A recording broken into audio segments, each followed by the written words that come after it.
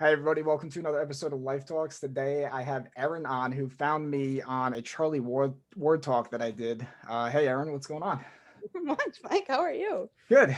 Um, Maybe you can start. You were just telling me shortly before I hit record here, like what made you reach out to me. So we can Yeah. start there.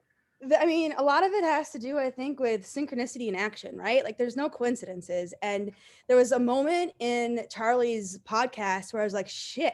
Like, I finally feel like I found someone on the same level, or at least like there's something here to talk about. And there's nothing to lose. So why not? I can either continue pissing off my friends or I can go make a new one. Like, it's that easy. Yeah, and hopefully, I mean, maybe like this conversation will inspire you to start, getting out there more because I think it's, like the term, for example, silent majority, hit me really hard because it was like, am I crazy? Is everybody else crazy? Like, what the hell's going on? All the movies that I've seen in my life, like, it's like there's so much more of a deeper truth. Hollywood is a whole other thing. I mean, I feel Oh, like yeah. there's many people who are just question that whole thing. I've shut off my TV pretty much completely. Not even Netflix, none of that. Like I'm in a place now where it's like I want to create. I want to create. We're a consumer culture, always consuming, consuming, consuming.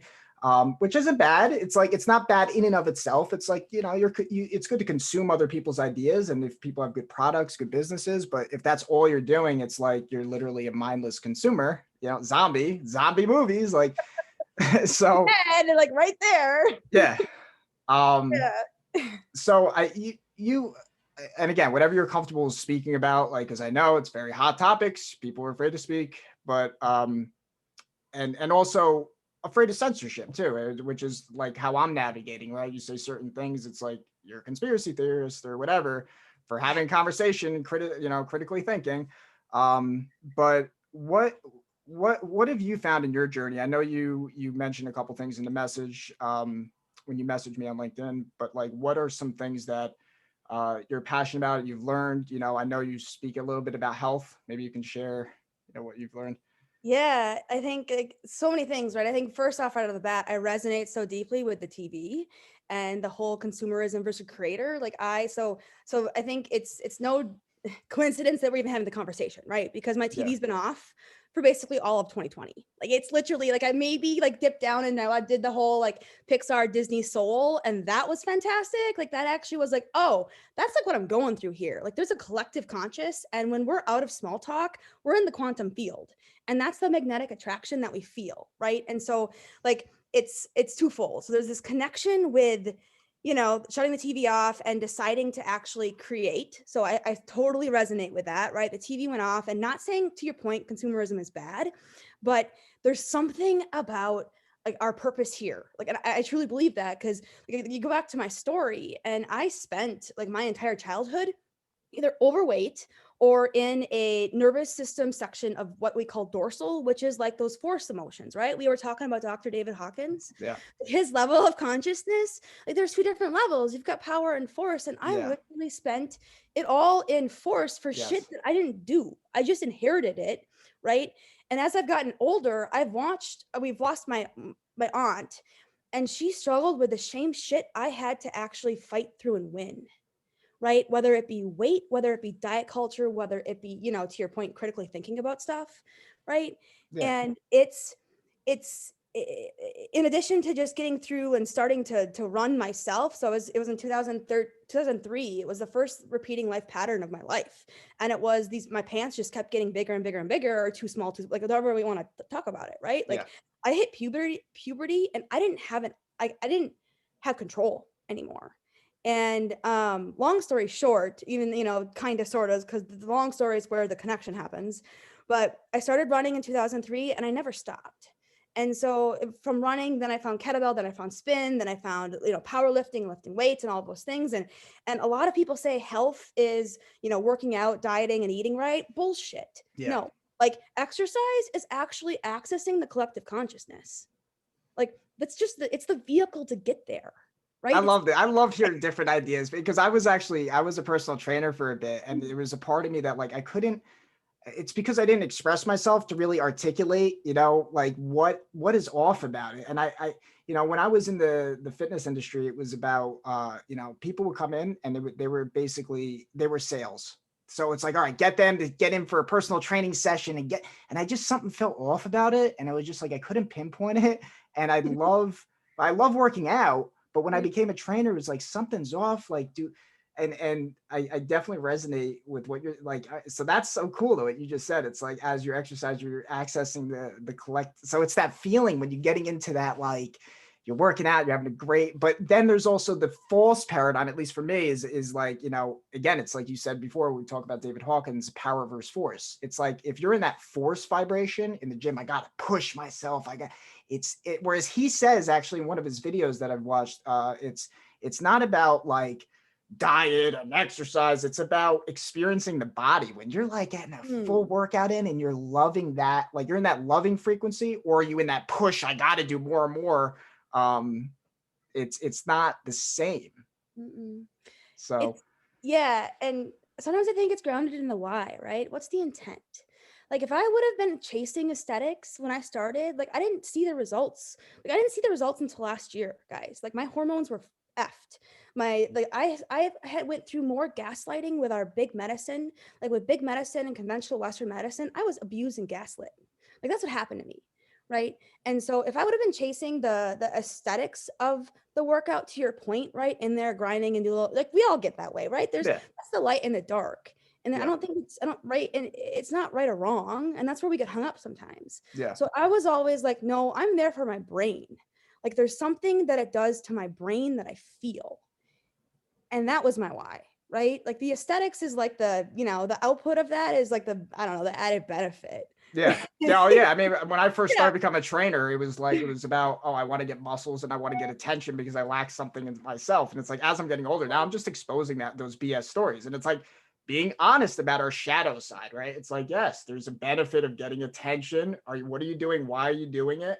But when you start to expose that, it's like you actually invite people to share like their own shadow. But because we're all like, no, I would never do things for selfish motivations. It's like, we're lying to ourselves. We're the light, there's the good and the bad. And it's about integrating those two things, right? It's like, because I was introverted when I started growing up, then I became very extroverted because I was getting a lot of attention. And it was in the time I was just trying to experience both sides. And then I went back really deep into introversion. It's like, oh, wow. It's like, I don't want to just get attention for getting attention. And now it's like, no, it's like, be an extroverted introvert. It's like, it's about all these things are all BS. It's like Democrat, Republican, left, right, you abortion or anti-abortion, and you get put into a box, and it's like, it's total BS. It's absolute BS. But okay, to your box, right? It's like we're told you are X, you are Y, right? You're this, you're that, you're normal, you're supposed to be a fucking banker. Like, you are. Like, we're told to be you, like you are, since we're 18. It's I am. Period. I am. Yep. Period. Like, there's nothing that comes after that. I am. And that's like, to your point, right? Like, I still resonate with this right, left, all that stuff. Like, no, society gives us boxes. We're forced to fit into them, and all it does is create division. Like, period. It kills me. And then to your point, if you critically think, heaven forbid you critically think on Facebook or on conspiracy theorist. Yeah, exactly. Yeah. Well, I read something. So I try and be very intentional with Instagram. I try and go in there with that. Nope, I'm on to create. But I also there's few followers that I do follow who I feel pulled up. Like, I feel like they're pulling me up with them. And so there's maybe 5 or 6, right? So I'm very intentional. I'll still read what they're putting out. And one woman literally said, like, in the toxic government, the conspiracy theorist is right. In the toxic government, the conspiracy theorist is right. Break that down for me a little bit more, because that's deep. Yeah, it's so deep, right? So Carolyn Mice, are you familiar with her at all? I'm not. Okay. I'm a sponge though. That's it. Share with me. I want to learn. I want to find out who's good, who's bad, who's, conscious, who's ignorant. I know. And so here's where I get myself in trouble sometimes. I love all perspectives. Like, by trade, I underwrite government. This is by trade, right? I was trained to do that. I'm not necessarily passionate about it, but I'm so thankful for the zone of excellence skills, because that's what gives me, like, that's what saved my life. right? I decided like Western medicine wasn't, it wasn't doing it for me. And I felt deep in my body something was wrong. So Mm. to dovetail back into Carolyn Mize, she's energy anatomy. And can she be a little woo woo? Sure, fine. If you want to use those words, I prefer it's a different perspective. I prefer to open my brain enough to like actually critically think and consume what she's trying to share. And one of the laws she talks about it's a 9-hour audiobook, highly recommend. But one of the laws she talks about is the law of opposites, where nothing is as it seems.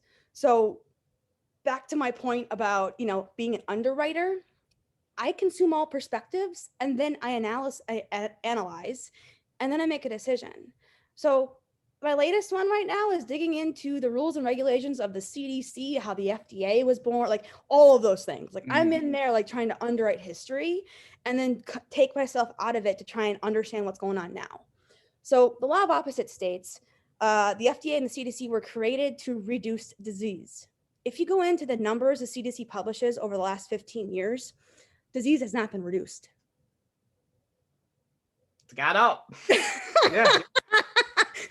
Like that's just flat out numbers. If I Yeah. were to come out and say that on social media, I'd be a conspiracy theorist. And in my head, I'm like, no, trace back the numbers, understand the history, understand the goal. We keep being told more ventilators, more masks, all this stuff, and then all of a sudden, a year later, that they don't do anything.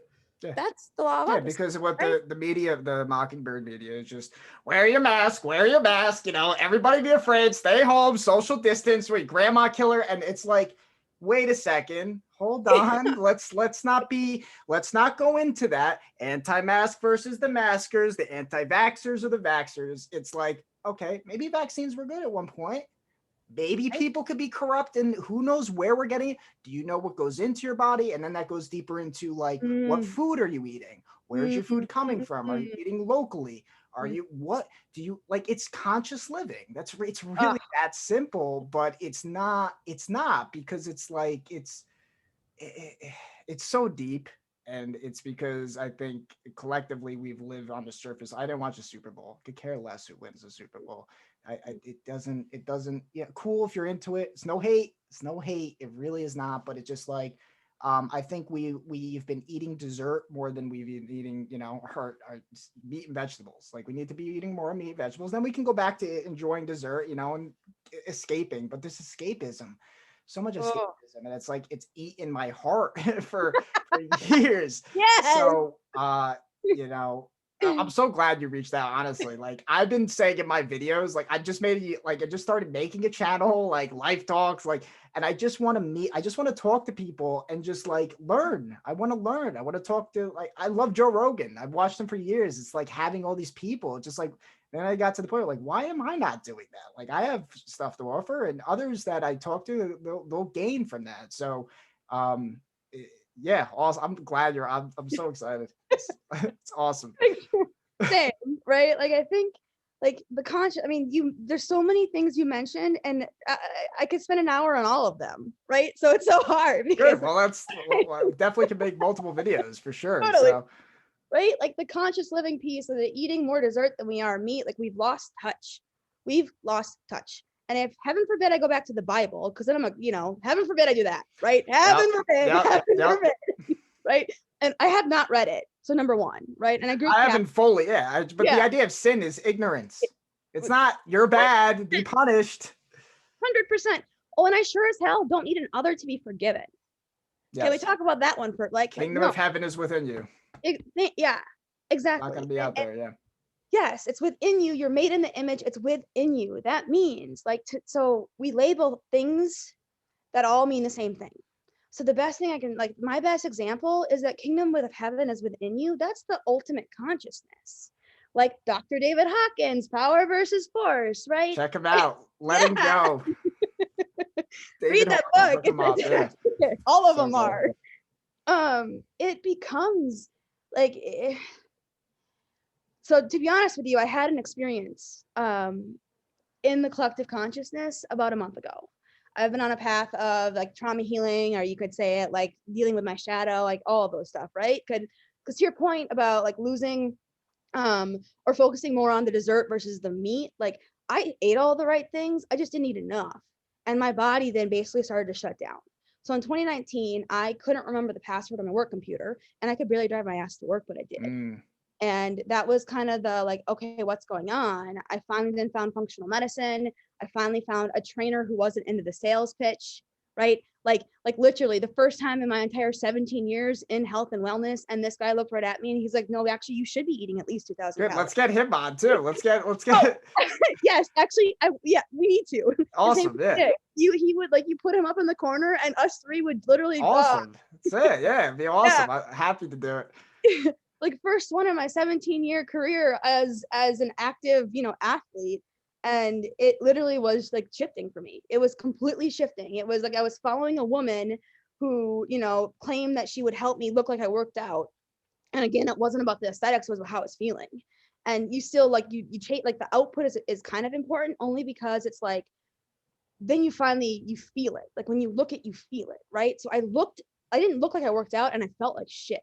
So anyways, I think I just lost my train of thought other than just conscious living and making the choice, right? Like I still get up and life is not easy, right? But I choose consciously to not blindly follow when it doesn't make sense. Like my life path forced that upon me. You look at the Rebel and Gretchen Rubin and the 4 different like characteristics. I gotta write down these names now because now I'm loving.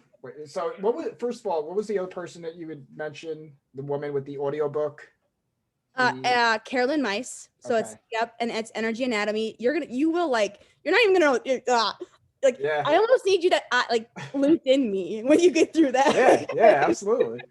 So Carolyn Mice, and it was the opposites. What was it? Law of the opposites. Yep. Okay. And nothing is as it seems.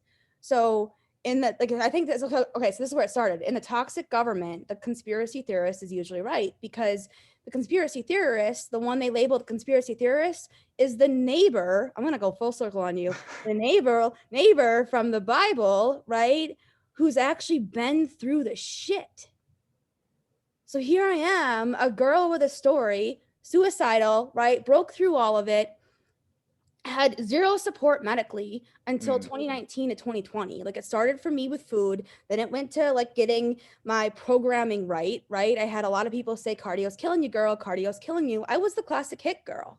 I was doing all the HIIT. Guess what? You need to body build and walk. Again, the opposite of what they preach, right? They preach eat less, do more. You need to eat more, do less. That's the law of opposites. Yeah. That's it. That's it. Yeah. Very powerful. And it's conscious what you're putting into your body. That's it. Yeah. Whereas because now it's like another thing too with the fitness industry, like, now it's like, I don't care because I'm like, I'm being me, I'm expressing me, and I don't give a shit what people think, on the true sense, but it's counting calories was always ridiculous.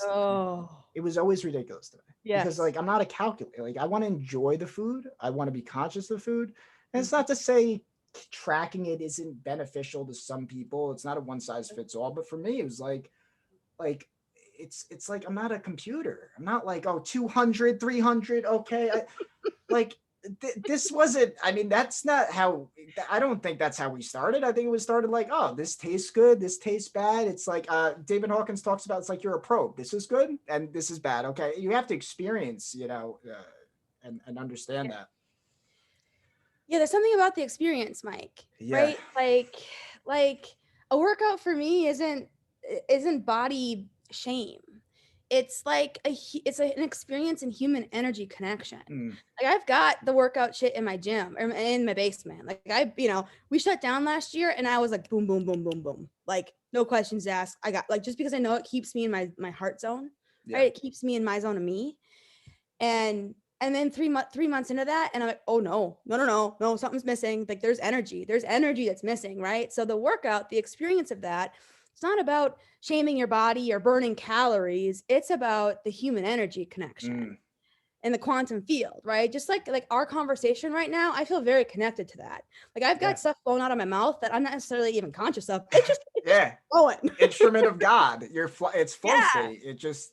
Yeah, Yeah. we're throwing up. We're throwing up Totally. years of like, even now, it's like I talked to Charlie, and it's like at the end of our conversation too. I remember like our first or second conversation. I put up kind of a front, like, oh, you were gonna fight the system, and then afterwards, I'm like, Charlie, I gotta be honest, I'm like scared as shit. Like I don't know what the hell to do. Like, what do I do? Who am I? I'm just like, and again, it's and I said to him, I said, it's feel the fear and do it anyway, because it's like to tie it Mm. Jordan Peterson, it's like the things that you do and the things that you don't do are far more important than you think. And as you start Oh, to recognize that, it's like that ripple effect is very, very real. So if you think, and it's understanding that creates love, like David Hawkins, right? Logic is the precursor to it's the last step until true love, unconditional love, where that doesn't make sense to the mind. It's like, why would you? It's the difference. Like I've said, like you open a door for somebody, and the force level, logic level is why didn't they say thank you? I did something nice. They should say thank you. Versus no, it's the act of opening the door that brings me the joy. That if they say thank you, that's an extra. That's like the unconditional love, like kind of feeling, right? So yeah. yeah, Like, so on that, Mike, like, oh God, the experience is like, oh, okay. So here's my favorite. Like, one of my big time favorite is, heaven forbid you find a twin soul or a twin flame or someone from your soul tribe, right? Heaven forbid you find that, because any therapist is going to call that a trauma bond. And I'm like, no, trauma bond. actually, Yeah, a trauma explain bond. that. Yeah. So what they mean by that is what you're sensing, what you're feeling from a magnetic attraction thing, which in my mind is truly just the quantum field, right? I didn't know that a year ago, 2 years ago. I didn't understand that quite yet. So there was healing I still had to do. Mm. And until my body was normalized, it didn't allow me to do the healing. So now if we want to go all the way back to the way, synthetic food is cheaper than whole food, and how Mm. we've got impoverished communities, and you know what I mean? Like, having to make that choice, that's trauma in my mind. The fact that people have to choose between whole food, synthetic food, and paying rent, we got problems. Yeah. Because the synthetic food, walk into any gas station. Can you find anything like No. beef jerky that actually doesn't have chemicals in it? No. Yeah, no. Well, those chemicals, those toxins basically fill up. Oh, here's my favorite. The rain barrel effect. All You right. fill you fill up your rain barrel, and all of a sudden, if it's full, it's overflowing, filled with toxins, you can't tip it over very easily, can you? Right? So we're loading our body filled with toxins, then our brain can't actually like rationally experience unconditional love, and we all get angry at each other. We consume big media, big tech, and big medicine, and all of a sudden the neighbor is the conspiracy theorist. Mm. Yeah. I always think of there's a Family Guy scene where there's two guys in the brain. They're accountants, and they're like, "You ever wondered what's outside these walls?" And then the other guy's like, "You best stick to your work." And he's like, "Yeah, you're right." And they're just like accountants just crunching numbers. And it's like I always felt like I always connected with that, because it's like, yeah, when you start to question things, it's like I look at myself now. I'm a conspiracy analyst. Okay, I don't just Oh, yes. that's let's we need to create words, we need to create language, right? And I that's not my own, I heard that somewhere, I loved it. I like Conspiracy it. analyst, all right? So the moon is not cheese, okay? It's not cheese, it's not made out of cheese, okay? That's crazy, right? But to start saying like there aren't people out there who have a plan, who have a lot of money, what are you retarded? Like I people have a plan on a small scale, right? Like, all right, let's put our money together, let's buy a house, let's have like, let's have a game plan.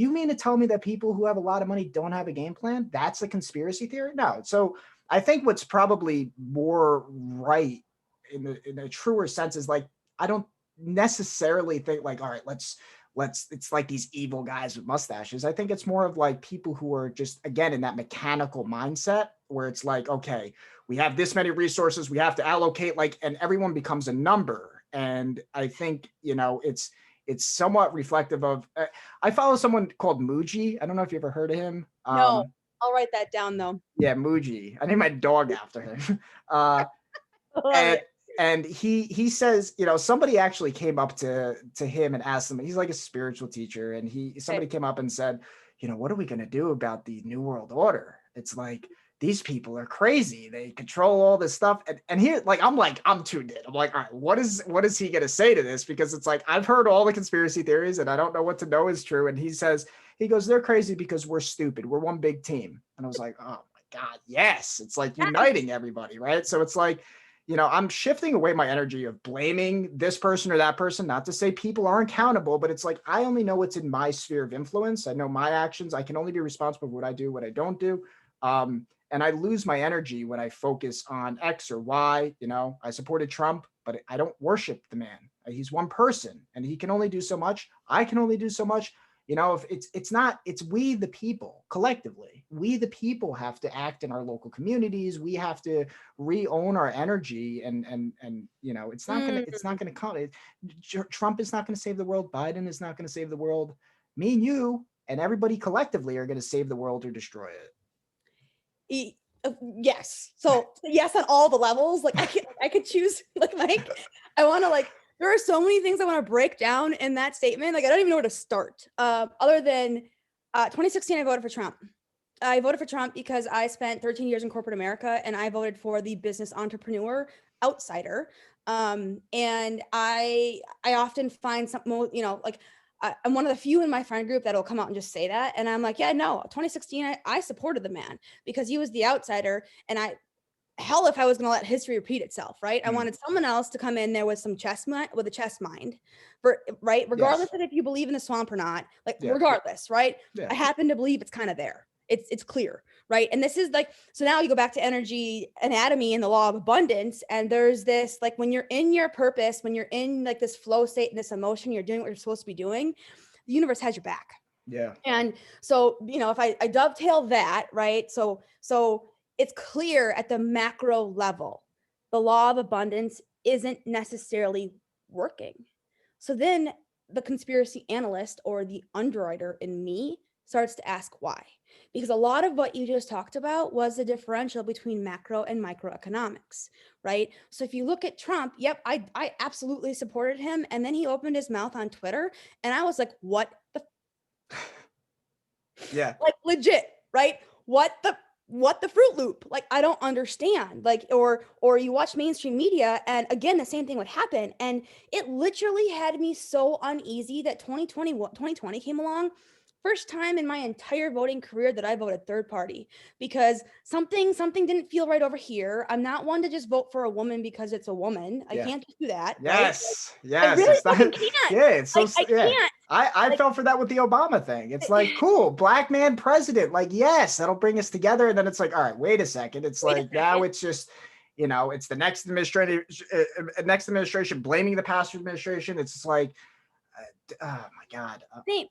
So, Mike, I literally, so election in November came and went. I voted third party for the first time in my life. And then I went through this, like, what was wrong? Right. And this is the process of getting in tune with your energy. So you said something. You said we as the people need to own our energy. You're so spot on. Like we, the people right now, we are giving that shit away so easily, right? So easily. I see it on Instagram. I see it on Facebook. I see it in my friend group. Like I've started speaking life into people and I'm getting questions like I'm crazy. And I'm like, guys, I switched my language. Instead of seeing the glass half, like I've typically thought I was always glass half empty or glass half full, sorry, whatever the word is. I soon, like coming out of the journey that I did, which was just some inner work healing, right? You start to understand that the way I perceived myself was actually the opposite of who I truly am. Law of opposites again, right? Yeah. Like it's macro and macro and micro. Yeah. And that's where, like, to your point, right?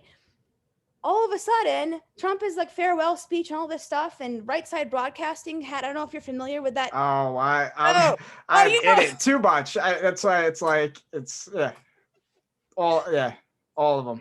Charlie Ward, Right Side, listen to Newsmax. I don't know if I trust Newsmax. Linwood, all these people, they're crazy. The people who are called crazy, I listen to, more, and that's. And then there's, I like the idea of there's white hats and there's black hats and there's going to be the white, like it's true. It's true there's going to be good guys and there's going to be bad guys. And what does that mean? What does good and bad mean? And it's like, there's going to be people who really don't, they just care about themselves. With the bigger war that we're in spiritually is it's the ego, it's the selfishness versus the selflessness. And that's why, like I said a little earlier, it's like, I'm a piece of there's a part of me that's a piece of shit that's got to go. Like there's this selfishness, it was for me, I spoke about it. For me, it was porn. I dove deep. That was my thing that I was like, I'm escaping. I have to feel the pain. And in those moments of like momentary pleasure, I'd feel an escape. And then what I would like, and then I would hate myself for it. And then I would be more divided. There's a good side, there's a bad side. And it was just reflective. And even in my experience, in my past relationships, it was like, I was the good boy in relationships. And then I experienced being the bad boy in relationships. And then I would experience depression from both of those personalities, right? The masks that I would wear. Mhm. And now it's like, that's why I went on Charlie Ward. And I was just like, all right, I just got to start exposing myself, like starting to share that. And it's like, somebody's got to connect. That's why I'm so happy Yeah. you're on. It's like, I can spit like, this is like, it, and what I'm getting at is just, it's really, it's me. I'm the problem. I follow all these people throughout the years who were just like, people say, why do you think you are where you're at? And they would blame the government. They would blame X, Y, Z. And not to say that different people have, there's responsibility to go around. There's different levels of responsibility for sure. But when you start to say, I'm the problem, where am I off? Where's my moral compass? My moral compass was shit. And it's like, as I start to own that, it's like now the shadow goes away, but it doesn't go away from fighting it. Like I was fighting myself, Mm. and now it's like, wow, it's like open. Like my heart is like feeling open just having this conversation. And I wouldn't say my heart feels open, having this conversation like a couple of years ago, because I'm a man, I'm a man. I wouldn't. Oh. So it's like, and I also think that's a whole other thing that I think you would respect too. I think there's divine masculine, which needs to come back. I think toxic masculinity is a real thing. I also think toxic femininity is a real thing. I think manipulation is a thing. And it's, again, it's another tool to divide men and women. When we're truly in our masculine nature, as a man, it's beautiful. It's to call out bullshit. It's to empower the ideas of discipline, and the divine feminine is a beautiful thing too. And it's like this idea that it's like, I think that ties into what's going on in the culture. People don't know who they are. Men are women, women are men. It's like, because we're trying to find ourselves. We're trying to integrate the masculine and the feminine on a deeper scale. And at least that's Yeah. So I my just got mom say that. goosebumps. Just to Awesome. like put that out there. So the open heart thing, the goosebumps, yeah, it's very real. Yeah. The mirror, like if you look at the mirror right there, like, yeah, the problem is always in the mirror. And it's our survival patterns and our coping mechanisms. I was over-exercised. I controlled what I ate. That was a coping mechanism. And then I over-exercised, right? Like I had two, 3 times a day sometimes, guys. Like it was ridiculous. But that was my escape. 3 times a day. What? I'd work out. I'd work out Oh in the yeah. morning, and then I'd have to work out when I came home from work, right? And that was my escape. So Mm. crazy thing is you have addictions in health and wellness too. Don't get me wrong. I went through the Nicaric gum. I went through the diet pills. I went through all the things, right? The alcohol. I mean, the addiction was real, right? Then it got so bad that the addiction was still like, and that to me, addiction is just a trauma mask. Yeah. It's not Right? just drugs, sex, and alcohol, which No. society makes it. It can literally be money. It can be, like you're saying, your experience was working out too much, but society is not going to say, oh, well, that's a good thing to be addicted to, right? And it's like, no, it's No. like any addiction is a hunger for depth, really, really deeper. Like, and we kind of, the crazy things we do to try to understand ourselves more. It's like, people cut themselves, for example. It's like, why would somebody do that? And it's like, to understand that there's that pain, emotional pain is really a real thing. Man, woman, it doesn't, Yeah, and sometimes it's interesting because as a kid, I would always pick right? There'd be like what like my skin would never heal, and then I would sometimes find myself picking my skin. And what that actually did back in the day is I couldn't feel. I was numb, completely numb. And it was actually that brought feeling. So you think of cutting, right? They can't feel. They've been numbed. They're so masked that divine masculine is gone. The divine feminine is gone. Oh, and by the way, you and I collectively each have both. That's the yin and yang, right? Yes, right? Like I identify with a true feminine core, and it doesn't make it me wrong. That just happens to be the gender and my and the actual energy matches, right? But I would still like, I found myself, like, you think of the divine feminine as like, am I safe? The divine masculine is like, did I do good? Right? Like, and so for us to collectively work in society, there has to be some sort of respect for that. And we lost it. we have lost it. Like, Yeah. I am all for equality. I am all for all of those things. I've got cousins who are gay. I have friends who are gay. I'm all for it, right? But there's still something going on when you've got this divine feminine, divine masculine that actually can't come out and be our true self together, Yeah. right? Like, as a man, I can't imagine, like, especially the white guy, you guys, your emotion, you've been told to suck that shit in your entire life. Yep. Now, white guilt and, these terms are just Yeah. divided. Black Lives Matter. It's not, the intentions are going to be collectively different. Like, there's people who went to Black Lives Matter who are good people. They want to. It's just an outlet for people to come together. Same thing with MAGA. There's a guy I follow, Eric Weinstein. I don't know if you ever heard of Oh, him. I haven't. I'll write them Oh, down. check him out. He Okay. is, I believe, God, MIT. I believe he's MIT. I mean, he is stupid smart. He's been on Joe Yeah. Rogan, and he says what we're going through right now. He goes Wokistan versus Magistan, and he goes, if I had a son or daughter that was in either cult, I would do everything I could to save them. Like, these are my brothers and my sisters, and each cult can destroy the other cult, and that's not what we. There's a better way forward. We come together. It's, rage against the machine. It's unite against the machine. So yes. And the other thing, like, right, is if the law of opposites is real, and I happen to, like, my Instagram post yesterday was literally law of opposites, right? They said don't do this. Well, it turns out that's actually, like, how I found myself, all those things, right? So unite against the machine, or you're a soul in the machine. We forget that we're a soul, right? I'm a big music person. I'm a big Goo Goo Dolls. Like, they saved my life. There was a moment where I almost committed suicide, and it was like the song that came on at the right thing. Like, I'm gonna get the goosebumps, all those things. Long story short, I've been all over the world with them. And I would make decisions to travel by myself just because I needed that music so bad. And if you think about what music is, it's cellular healing, and that they've stripped it away from us. It's a portal to, like, literally, yeah, it's corporate music regulate, walking into a supermarket. right? Yeah. Right? It's a portal to, like, regulate your nervous system. And I think, if you think about what music does, they're sharing message that they couldn't say in society, right? And that's what brings us together. But yet all the other labels create the division. So I don't care if you're Democratic or Republican. It's when you say X, the opposite's going to happen. It's fascinating. It's freaking fascinating. So yeah, like, unite against the machine. It's 100% the truth. And we're not given the opportunity to do that. And today, I mean, outside of Zoom, which, don't get me wrong, this is better than nothing. Yeah. Right? Like, it's another human face. There's connection here. Like, Which I've zoomed out of, like, a lot. I've followed a lot of group chats, and it's like you become like a finger warrior. And it's like, it's like, this is my point. And it lacks context. So, like, here it's like I see a face. It's like, no mask, and it's like there's truth on both sides. All right, listen. It's like, the mask thing is just driving me up a wall. It's like, because it's like, you guys are my brothers and my sisters. If, like, I have a gym. I don't wear a mask, and the guy called the cops on me, and I wanted to, like, there was the part of me, like, I wanted to fight him, but then afterwards, like, I tried to talk to him best I could without trying to be in tune with my emotions. Like, don't you see both sides here? Like, I don't want people to die from this. Like, if wearing a mask saves lives, I want to, but, like, my heart tells me I don't believe that. I don't believe that it has become so politicized, and that doesn't mean that I'm on team anti-mask, team mask. Like, it's not like, again, we could, like, screw this,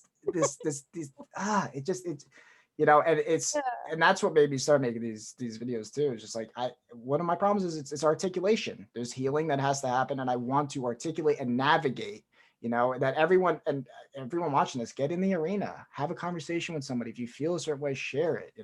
I relate to the medicine too. I mean, I was at a point where, when you get to the point where you're suicidal, that's where life starts opening up, because you're asking the questions that are actually they have power. It's like, why am I living? Well, that's a good question to ask, but society tells you, oh, you're asking that question, let's give you a pill. We need to put you back in the happy place, right? So it's like, no, bad emotions are good emotions because they're indicators. It's like, they tell you, okay, where you're at. So for me, it was like, oh, you go on these SSRIs, and I never went into the SSRIs, thank God. For me, again, this is my Yeah. experience. Yep. It's not to say that wouldn't. Who knows? The universe's ways. It's if you're on it, it's not a shame to you. It just, you know. But it's. I was like, I don't want to be. It's no. This pain is telling me something. This pain is saying, well, why am I living? This pain is it's a good thing. It's like you're off. So find listen to it. And I did. And I slipped back into, that lower vibrational, gotta work, gotta make money, gotta go. Hustle, hustle. Yeah, and as of lately, Charlie Ward and Poir has inspired me to just say, okay, I have no idea how this is going to play out. I want to meet people. Like this is probably my favorite conversation, honest to God, so far, because I'm not filtering. I'm trying to have organic conversations. They're not, I don't want, but I also recognize too, it's like there's a lot of deplatforming going on. People are being silenced. So that's a real thing, and people can lose their jobs, and so yeah. I think you hit something on it. Like you're choosing to put your faith in action towards the universe. And Mm. whenever you do that through alignment, it's got your back. Right. And I'm like living proof of that right now. Every single day something happens and I'm just like, oh shit. Yep, this is the right path. Right. Yeah. Like, oh shit. Like, so back to like this experience I had in January, like I sit down at my work computer and I literally I've done the job. I've been familiar with the company for 13 years and I forget it. I can't do it. I can't, like, I couldn't execute my job. I was going on PTO. I had a doctor's appointment in Arizona and I couldn't execute my job. And so I sent an email for help, which help is a big thing, right? You need to be able to receive the help. Yes. Right. My And receiver's been off. oh, right. Yeah. And so your barometer, like my barometer's been off too. Like, and that's a mask. That's a trauma mask thing. So all of a sudden you go through and you start healing some of these parts.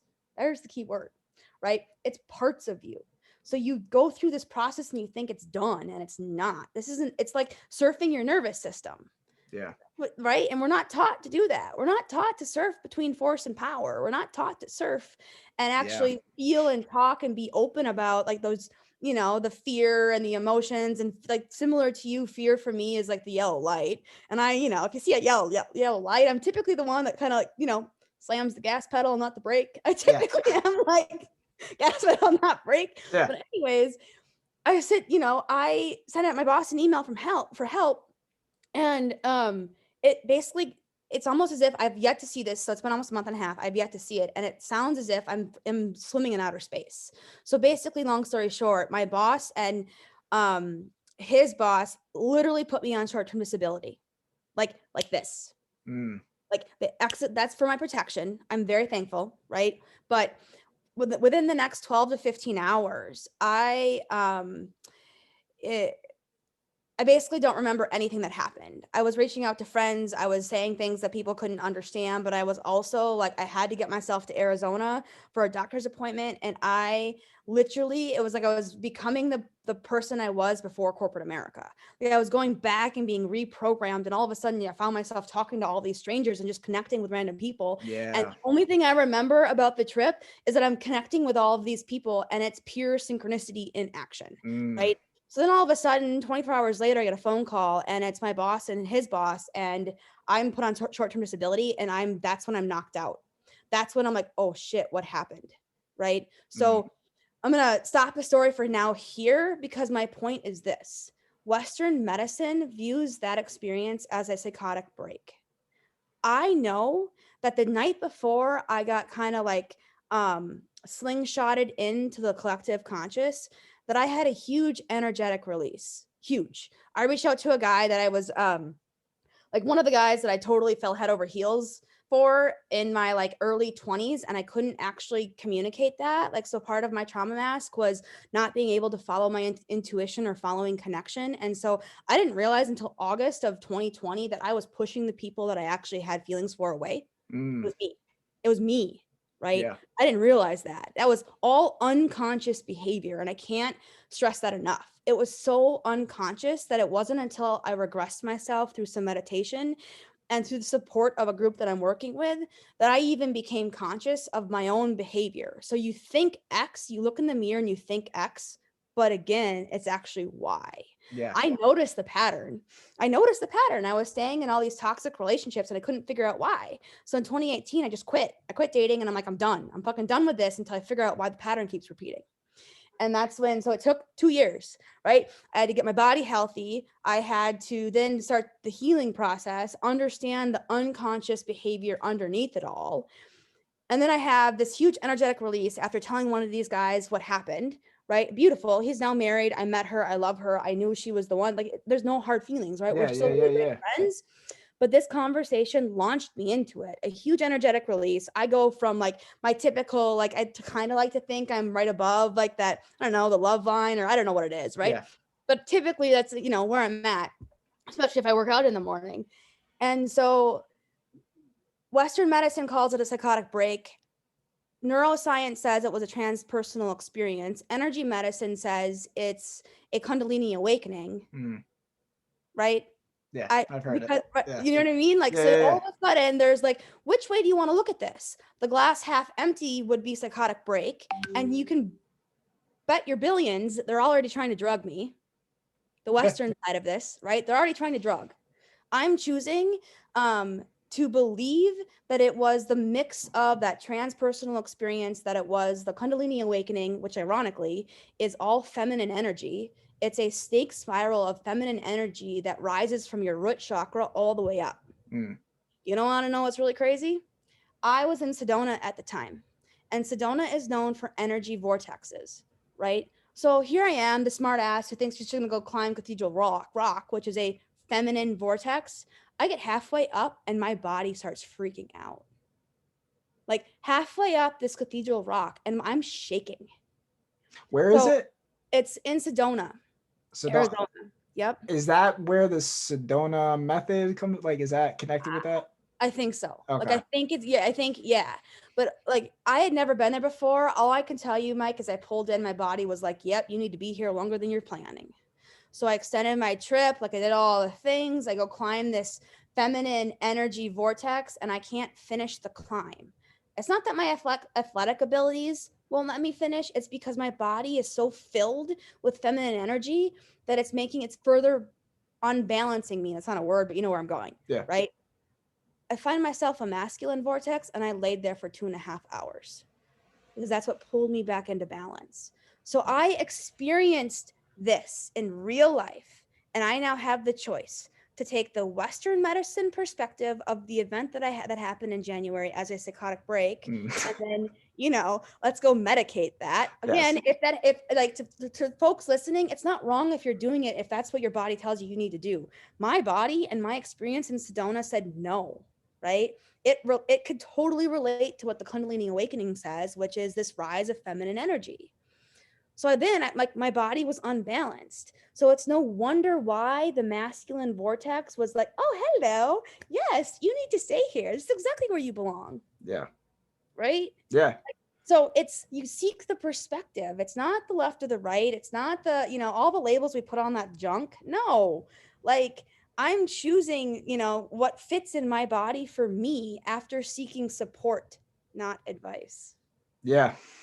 Yeah. Not advice, because that's listening to outside versus like, and I think too, the masculine and the feminine seem to be the political issue as well, right? Especially Eh, navigating through like what we're going through. It's like the feminine idea is safety, security, nurturing, mhm. and the masculine is, it's the opposite of that. So those two things need to come together.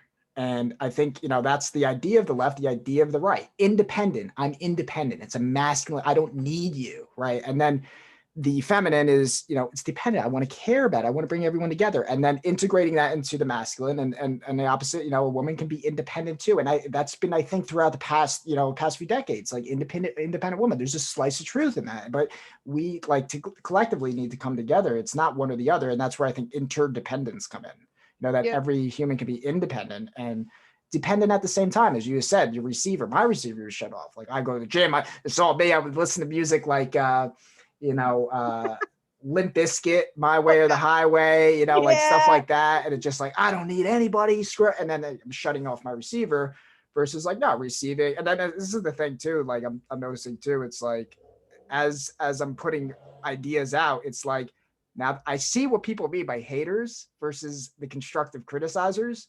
Yeah, because there's people who are like, hey, you know, I saw your video. This is an adding value versus people like, oh, it's kind of stupid what you're doing. It's like, and that's actually their own darkness. Like, you know, and I'm sure you go through the same thing. Like when you're talking about Sedona, and what the fuck is she Yep. talking about? Like, there's going to be people who say that. And then there's going to be people who are like, all right, so trying to understand. And then there's people who are like, I'm like, when I listen to it, like, I know the problem is language. It's a language is so limited. And we live in a society where it's like, you go into the supermarket. Hi, how are you? Have a good day. Hi, how are the cashier talking? Hi, how are you? Have a good day. And it's like, you're a robot. You know, but every so often you meet somebody who is like, they're not the robot. They're, you know, they're rooted in, you know, like they'll see, you know, the color shirt, they'll make a comment about it. Like there's the hunger to be authentic, like, and be in that now moment. But yeah, this is all good stuff. Digesting a lot of, you know, because I got my list here, Rain Barrel, I got to read now, Carolyn Weiss. Same. And you nailed like so many things, Mike, but the language, right? Yeah. So if you go back to my example, all three things mean the same thing. They all mean the same thing.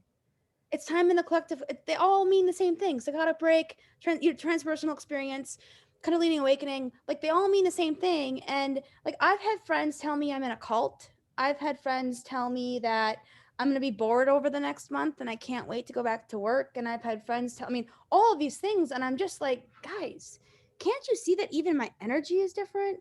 Like ironically, it's my guy friends who are like, damn, what have you been doing? Right. I've had like, the best compliment I got was your aura has changed. And that was from a guy friend. And I'm just like, holy hell. Right. Like, and all my female friends, I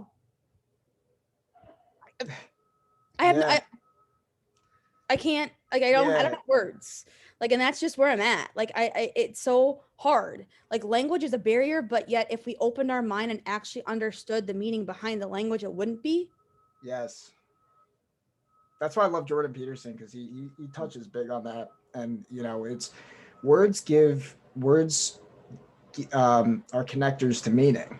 So, and really being able to articulate, and it's like almost being like a Dr. Seuss, you know, where you're make up your own words. Like I don't have my own words, right? Like this is the idea, like where are all the, you know, Urban Dictionary came from people just like, you know, coming up with thing, you know, the Karen is like the meme of like the year, right? It's like somebody started that, like, and there's no reason that you can't, you know, when you're in tune, you can just say something like, yeah, this is my lingo, you know, but you know, or you can be in that dead society of like left, right, like force. It's all force. It's force versus power. I mean, it's David Hawkins. Check him out. Like I've watched so many hours of him, and it's like there's people who are gonna see it's like, oh, I'm not religious. I'm like, it's all like language is such bullshit. Like there's I put up a video recently about like a tree. Just going for a walk, and it's like what we're dealing with, and I think this may help you, but so no, it helped me, is that what people are seeds. Okay. We're all seeds. And it's our experience of the force, right? Lower by like the dirt. The dirt isn't bad. If you're a seed in the dirt, there's no judgment of that. And then there's some people who put some roots down, but they're still in the dirt, right? So this is successful people. This is people who have the 9 to 5. I have my house. I have my car. I'm happy. Look at, you know, but then there's people who say, no, that's not. And that's why I feel like I'm at, like, I put the seeds out. I understand working hard, but I want to break the surface now. I want to give fruit to other people. And I know that that's the way forward, is by giving value to other people. And that's when you break through the surface. And then it's like, it doesn't make sense to, like, once you start giving fruit to people, the people who are still seed, you actually inspire them by your own being, rather than, because it's like everyone's a mirror. If I'm telling others, like, if I'm a more developed seed, it's not going to get through to people. I have to fully grow, and then people will see that, you know, as an expression. So I've shifted my view to people who are ignorant, is there? No, there's seeds. We're all on different levels. And it's like, it takes a lot of humility to just say, I accept you where you're at. I mean, it's like, because when you say that, people are gonna be like, people will actually, I've noticed, when you ask questions, some people will be like, oh, here's my ego, I will tell you exactly how the world is. And when you ask questions other people, there's shit like this conversation, it's like, it's, I'll listen to you because I'm going to learn from you, and you'll learn from me. Like, it's an exchange versus I have all the answers. Like, no, it's to say that. And I think this has got to go to this authority. Like, the idea that Dr. Fauci has all the answers for Mm. coronavirus is absolutely ridiculous. Now, people who are go, whoa, whoa, whoa, I love Dr. Fauci. It's not, listen to Dr. Fauci. That's fine. Listen to what the man has to say. He was a doctor. He was in the institute. But don't dismiss every other doctor because they have a different opinion, because that's real science. There's political science, and then there's science. And what's the difference? The difference is a political scientist tells you how to think, tells you this is the science. Don't you believe the science? There's an energy behind what they're saying. And then there's a scientist who says, this is true. And let me explain to you why, so you can understand it. And if you're going to argue me, it's like, I welcome arguments. So, and we can have a conversation. You'll know them by their fruits. Very true statement. Right? You'll know them by their fruits. And those people who are political scientists are they're seeds who may have established roots. And it's not to fight. You don't fight them.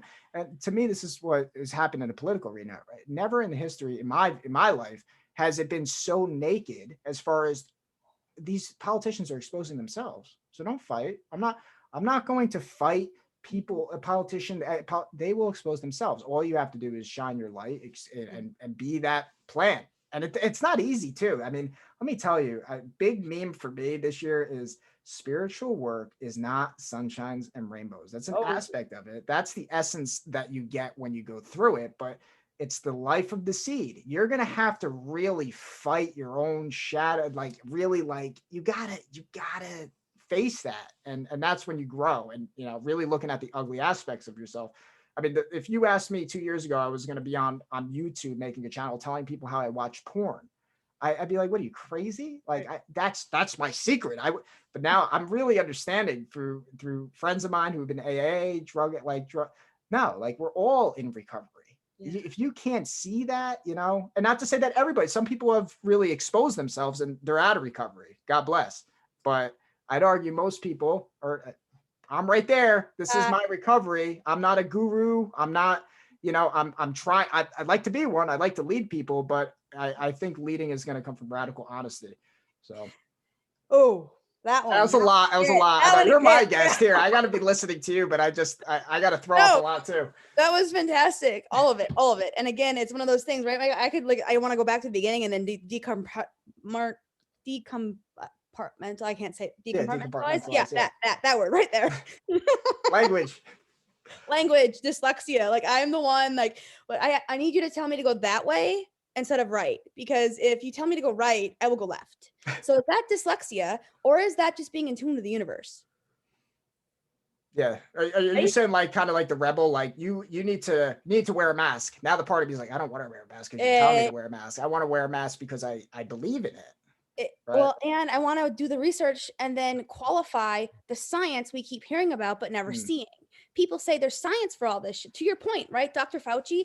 Okay, here's my deal with that man. I take one look at him and his body language tells me everything I need to know. Everything. Like, his body language for me and what my body does in it, like, I don't expand like I'm doing in this conversation. I go like this. Yeah. Right? That's all I need to know. Like, I cut off. I'm like, yep, filter out, in one ear, out the other. Don't believe you. Just by his body language. Yeah. His eyes, all the things. We forget about the body. We have been conditioned to forget about the body. Whether it's that my body has access to gifts that I just intuitively know, heaven forbid, the alphabet soup behind the name. If that's your track, God bless you. I love it. Awesome. Right? Yeah. I've had enough. I had 4 years of that. Enough. Right? Don't need more. They refuse. You've got gifts inside of you and a story that you're supposed to bring out. Like Joseph Campbell, like, you said something about recovery and the GERD. Like, I'm right there with you. I just want to help people. I want to travel go to live music concerts and help people, Yeah, right? and What you want help to do. is a very dangerous word Oh, because it like is. it's what how are you going to help? Who are you to say what everybody and that's where it goes back to what you're saying. It's that energy. When you're in that Energy. positive energy, it's like you have your receiver on. You know what's necessary. You know if you got to be table flipping Jesus in the moment. It's just a tool, or Yes. if you got to give somebody a hug. Yes. And you got to really be in tune and intuition. You're in your inner fluidity. Yeah. Influence inner fluidity. I mean, and when you do Mm. that, it's because the devil will always come at a more opportune moment when you start getting in that the fluid state. There's going to be that moment. You may wake up, like you said, it's like, wake up, you got to go to the gym now, take off today, take that voice. The voice is there, it's not That going is. away. No. And it's and as I've learned, it's my friend in a certain level, because it's your haters are going to be your friends. The people who say you're crazy. Okay, you're my friend. You're my friend. And it's like, it's really powerful because people will fight you. I mean, this is the idea. This is what really Christ was about. They killed the man on a cross, regardless whether you believe in it or not. You think it's BS. The power of the parable is enough for me. Is that what did they kill this man for? For loving everybody, for showing people to go within themselves. They killed him. They killed him. What? And he says, I don't remember the exact quote, but what more will they do to people who don't even shine their light? And we do that every day to each other. It's like, oh, like the idea, for example, like zoning in on Trump or anybody, XYZ. If the mainstream media zoomed in on me in my Mhm. shitty aspects, the things that I've sent, the text messages I've sent, the things that I've said to people in my moments of weakness, oh my God, the whole world would hate me. So when I recognize that, that takes me out of that is my own savior, knowing that my own what we're crucifying people every single day. Yes. And it's yes. Oh, yes. And it's so, like it's almost as if because they've got a higher powered title, we're expecting them not to be human.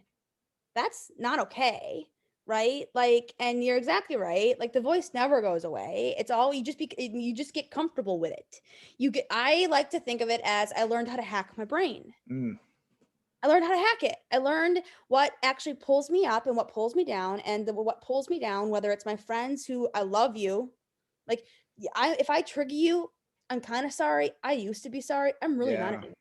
Like, It's and to that's not give a so shit and give a shit at the same time is a superpower. You care it. about everybody that you come in contact with, but you don't give a shit at the same time because you have to express yourself. Yes. Because I've held that in before. I've been too afraid to voice myself in objection to somebody else, right? And so for me to heal, I actually have to start rocking the boat. And there's a part of me where I'm just like, man, I said something to trigger him or I said something to trigger her. I didn't mean to hurt you. Yeah. You will take it as hurt, right?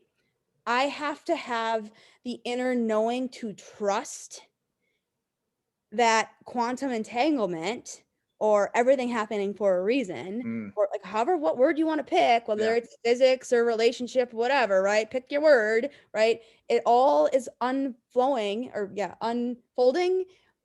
in the right order at the right time Yeah.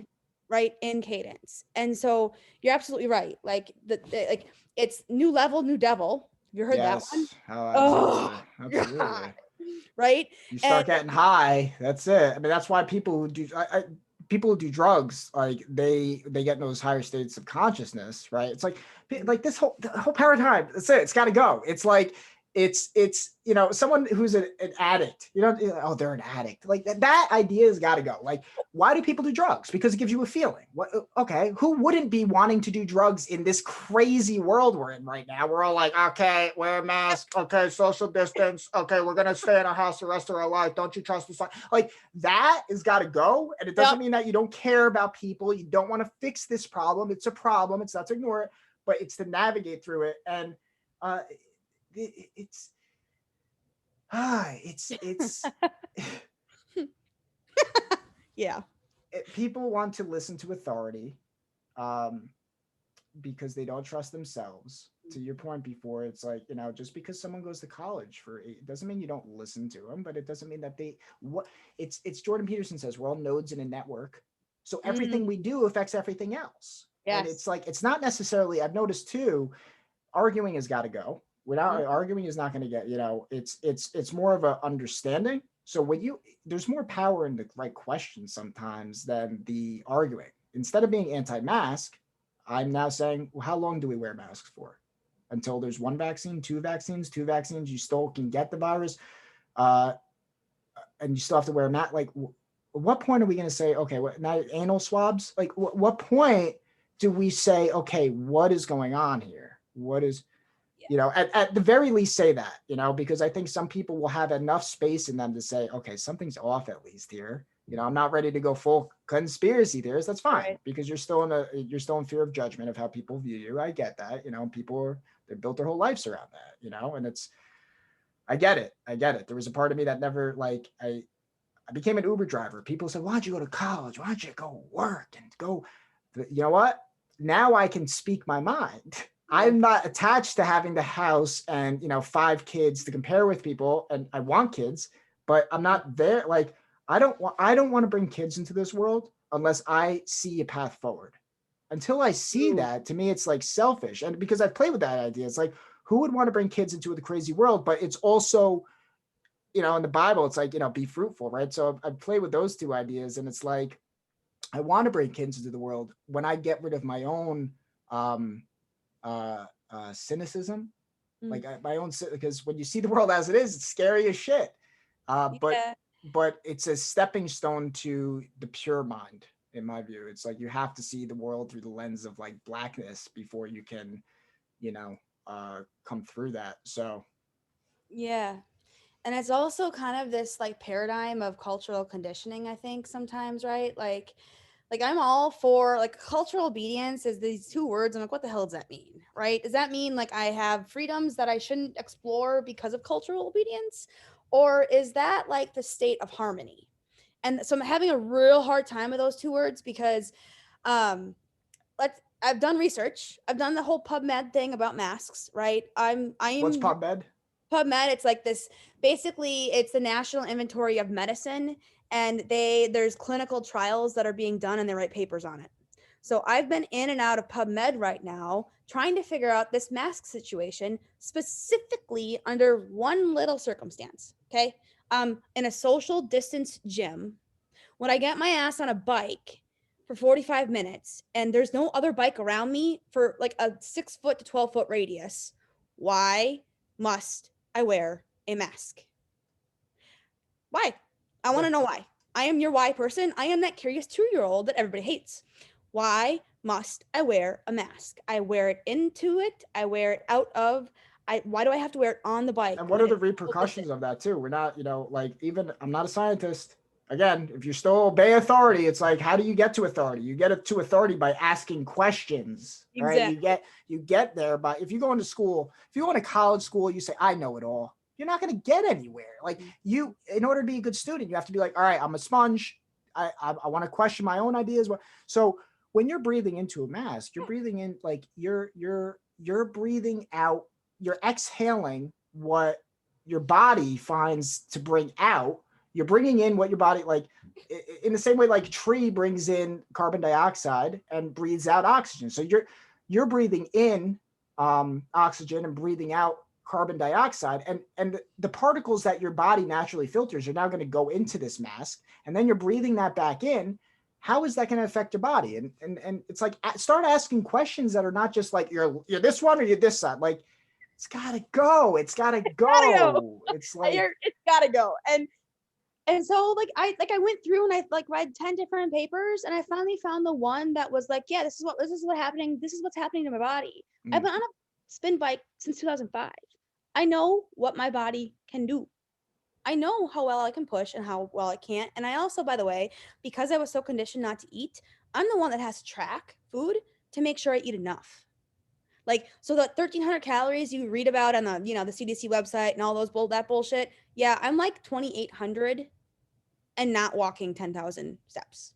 So just, noodle that for a little bit here. 2,800 calories so I can hit 3 days a week cardio and 4 to 5 days lifting. And everyone told me 1,300 for years and I blindly followed. So I'm yeah. sorry, friends, family, society. I'm sorry that my life path basically forces me to be a rebel. Like I'm alive despite what everybody said. And because of that, I ask why. So you find the paper who basically says, to your point, you're breathing in carbon dioxide. It's gonna like it shunts all of these things. You have to take more. I mean, it was disgusting. Yeah. It was disgusting. And here's my biggest like another like triad thing that I'm like knee deep in between, this book. I'm also in between this book right now. I'm also Government bullies. Oh man, gonna bring you on Charlie Ward the next show. I mean literally, this is like this one, what's fascinating about this one? Oh, They Rand Paul. shut Oh yeah, I follow right? his father. Ron Paul is awesome. Exactly. What a G. Yeah, and this book, quick read, like just because you're just like, I'm not surprised, I'm not surprised, not surprised. Here's my biggest question right now, outside of the functional medicine triad of nervous system, endocrine system, and immune system. They all work together, guys. Tell me why Western medicine treats it as a silo, with literal silo, when your nervous system, your endocrine system, and your immune system all work together. That means if you can't regulate your nervous system and you're stuck in force, or I call that dorsal in the nervous system language, it's going to F up your hormones. And if you F up your hormones, specifically, your thyroid, your pineal gland, all like the HPA axis, it will then hit your immune system. Guess what? All of a sudden, I need a vaccination. I'm not anti-vax. I'm not pro-vax, right? Like, I'm sorry, but I get enough toxins in my food. I'm not going to inject my body, and I just Yeah, wear that, right? and it's about asking the right questions. It's saying, I think it was 1986, 1986 or 80. I think it was 1986 where the vaccine companies are not liable. So that's one question I have, right? Mhm. So I'm not fighting anybody. I just want to know, why is that in there? Why are you afraid of distributing if there's health consequences? That's number one. The second is, why are so many doctors being silenced? I mean, you're just silencing someone who's a doctor their whole life and just saying, oh, they're just crazy, they're Trump's, like, that's ridiculous. Like, maybe they're not just Trump supporters, maybe they have something to say. We should listen to different people. We don't just listen to one man or two people on the TV screen. That's ridiculous. That's crazy. It's like asking for just think of anything else in your life. I would not be where I'm at if I asked two people for their opinions on anything, like anything. Like, if I was asking for relationship advice from just my mom and my dad, I would not have a good relationship. Sorry. I have to ask for my friends. I have to get feedback from people who are like all across the spectrum. I have to taste different experiences from different people and connect it to my own. So, like, why are people being censored? And the third thing is, I mean, vaccine, growing up, wasn't a vaccine, you get the vaccine and then you're immune to it. And I know somebody's going to have to know it all. It's like, Yep. don't you trust the science? It's like, yeah, I want to understand it more. So, like, it doesn't a vaccine, we get back to normal. No, you have to wear a mask. You get two vaccines. I've already seen a lot of, why are so many people having these adverse effects? What are the long-term consequences of this? Yep. This is the quickest vaccine ever come out. Yep. So it just not to rush into it. And I've seen memes, for example, too. And I made this point a little earlier. It's like, you don't know what's in it.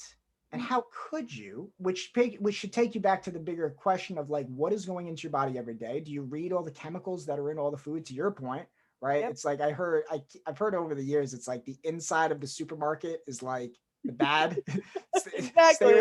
And you stay on the outside. That's the good, right? It's like, Yep. your meat, your produce,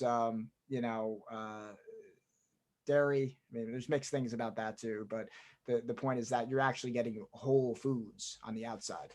So it's being conscious of what's going into your body. Like, I've been vaccinated when I was younger. Same. I couldn't tell you what's in the vaccines. If you ask me right now, so that's a problem. We need to understand what are in these vaccines and how they affect our body. And I think that's a good starting point, rather than being pro anti. At the very least, people should know what is in these. There should be liability, because liability creates, oh, okay, if I'm going to be liable for what I'm going to distribute to other people, there better be some consequences if I kill people. Because if you're going to stand on the idea, don't you want to save lives? Yes, I do want to save lives. I want people to be held accountable, that if that's going to make them make sure that they make good vaccines, because I do believe that there could be good vaccines. The idea makes sense to me, right? In its purest form, you introduce a piece of a virus, and then the body can heal from a small amount of that. That makes sense. It's like, or on another level, if you get sick, you become immune to it, right? It's good. Like they had chicken pox parties or something, right? I remember hearing about Yeah. those. So people, Yeah. introduce it, and it's not a one size fits all. I'm sure there's certain viruses and bacteria you don't just have parties for, like, uh, but uh, but this idea that you're gonna have two vaccines and now you still have to wear a mask and anal swabs, just it's Eh, something is off, It period. and just ask Right? questions. Ask questions. Why? To your point, like I just want to know why. Isn't that being an informed consumer? Like asking why, isn't that informed consumer? My experience is the 1 year I got the flu vaccine was the worst year of my life. So I apologize if there's a little bit of skepticism, right? Like, and on top of that, I know my body's already ridiculously sensitive. I just got it over this past year. I just got it normalized. So again, like if my dad said it beautifully, he said it beautifully. He's a firefighter. They were offered the vaccines on the first little wave here. He passed, but as his friend who is immunocompromised got it, he's like, yeah, that's the guy that should get it. Yeah, Right? Like yeah, it's not one size fits all. We have to be empowered to know and learn our own bodies. yeah, I'm not going to fault you for getting it. I just want the same respect back. Where I just want the same respect where I'm trying to educate on what they're, yeah. the You're not adverse stupid for having a no. different view other than what we're being Yeah. told. You're Yeah. not for questioning it. And I mean, and that's where at the beginning of the year, it was very like I was defiant. I was like, no, Mhm. I'm not gonna. And I'm learning. It's like now that's my own spiritual work. That's my own experience that I need to tune out because I was always shutting off my receivers. So now I'm receiving. You have to check out Gandhi if you ever seen that Oh, movie. You no, ever not see the it? movie. No, no. So check it Okay. out. It's All right. really, really Thank good. you. It's one of my Writing. favorites. Writing. uh, but he basically in that movie, he I lost my train of thought. He he says there's two types of fighting. There's fighting against people's anger and there's fighting to provoke it. And when you fight to provoke people's anger, you're fighting against them, and that's going to create more anger. When you fight against people's anger, you receiving their anger, you're receiving their ignorance, right? Mhm. So by us having this conversation, we're energized now. We can go Mhm. out a little into the world and receive people's ignorance, right? And Yes. allow people to express themselves who are pro this or pro that. Let's shift it to pro guns versus anti guns, right? It's like people are like, like you have to listen. Okay, you're on that side. You're on team X, right? And I'm going to allow you to speak, and you have to be re-energized by these conversations and go back into it. But to receive the hate, that's a form of fighting. It's a fight when you're around a know-it-all. That's a fight Mhm. because for you to hold your tongue and not say, do you hear yourself right now? But the second you go into that, now you're shifted back into that force mentality, right? You're an idiot. Don't you get it? And that brings you down. So it's power to let people be idiots. I mean, Yeah. it's Yeah. crazy. It that and also remember how when I said help and you're like, "Oh, Erin, that's such a word, right? It's such a careful word and you're Yeah, right." And I think like what I intuned from that was you have to meet people where they're at. Like yeah, you and I get to sit here and have this conversation. And it feels like I'm flying high. Like I am stone cold sober and I'm like buzzing with an energy yeah, that like I don't get all the time, right? But that's the power of outside of small talk, right? When you're in this type of conversation, there's this power and you're re-energized and it empowers you then to go shine your light and kind of to your point, like it's a help, but it's meeting them where they're at and being wise enough to know that their survival patterns are going off, their coping mechanisms are being triggered, and you as their friend, right, has to sit back, rise above it, coach but not coach. Like coaching is also a very dangerous word, right? yeah, Very dangerous. Like you're like, and I'm often told you can't coach friends. I'm getting to the point where I'm calling bullshit on that because if I didn't rise above and take a coaching perspective on it, I there would be no friendship, right? So what do? Do you walk away from friends who have had your back during your struggles? right? I don't think that's to go back to the Bible. That doesn't feel like the right thing. I don't think, I don't see Jesus doing that. Truth is paradoxical, as I've learned, is that Yeah. sometimes you gotta like it's about navigating. Some people you gotta tell to fuck off, and it's actually a good thing. And other people, I think, but I think it's underlying always trying to be compassionate and loving towards other people means that, you know, sometimes you also have to walk away from certain people and in a loving way. I think that's really the best way to do it. Like you don't always say screw off. I mean, some people need to hear it like that. Some people, there's a benefit out of calling a spade, but other people, for yourself, right? In order to grow and be more effective, you can't like I'm understanding it more and more each day. It's like the people you surround yourself, they become it. The things that we say, well, what can you do? What can like these kind of things? They have power. You say to somebody, what can you do? And you flip that to saying, what can I do? What can I do in my sphere? And you're not going to be president tomorrow. You're not going to be that, but what can you do locally? What, your friends, your family saying, giving a hug to somebody around you and just saying, something I appreciate about you. And then going, like I live in an apartment complex and I was reflecting on this the other day. I've gone up to the apartment complex when there's problems. Why haven't I got up to the apartment complex to create, around what can I like? We don't have a dog park here. It'd be nice if we had a dog park. And what does it take for me to go up and say, oh, can you build a fence around here? Now, like just that little action. Now all the people who have dogs like come together and that's going to create more connections. And it's like from a childlike wonder, that's kind of like what did I do? I just started, communication. So, and then, say like whenever I would hear about politicians in my local area, I'd always be like, all right, just another versus let me speak to this. This is a human being. Like this like I can learn from them and share it. Like involved. We the people get involved. If you're a MAGA, go to a Black Lives Matter rally. If you're BLM, go to a MAGA rally. Maybe we're not so different after all. So, and it's not, you don't have to, by going to either rally, you don't have to identify with the rally, just go there. But tribal mentality is not, learn from each other. And people are going to be like, you're a MAGA guy here? What? It's ridiculous. It's absolutely ridiculous. It's exhausting to be a MAGA or, as Eric Weinstein said, it's Wokistan versus MAGAstan. They're both ridiculous. Like you weren't MAGAstan when you were born. You weren't Wokistan when you were born. You were, you're Erin. I was Michael. I would, oh, look, a plane. Like we had the child curiosity and then we get into the box and check this out. This came to me just like the graduation cap. You're a blockhead. 100%.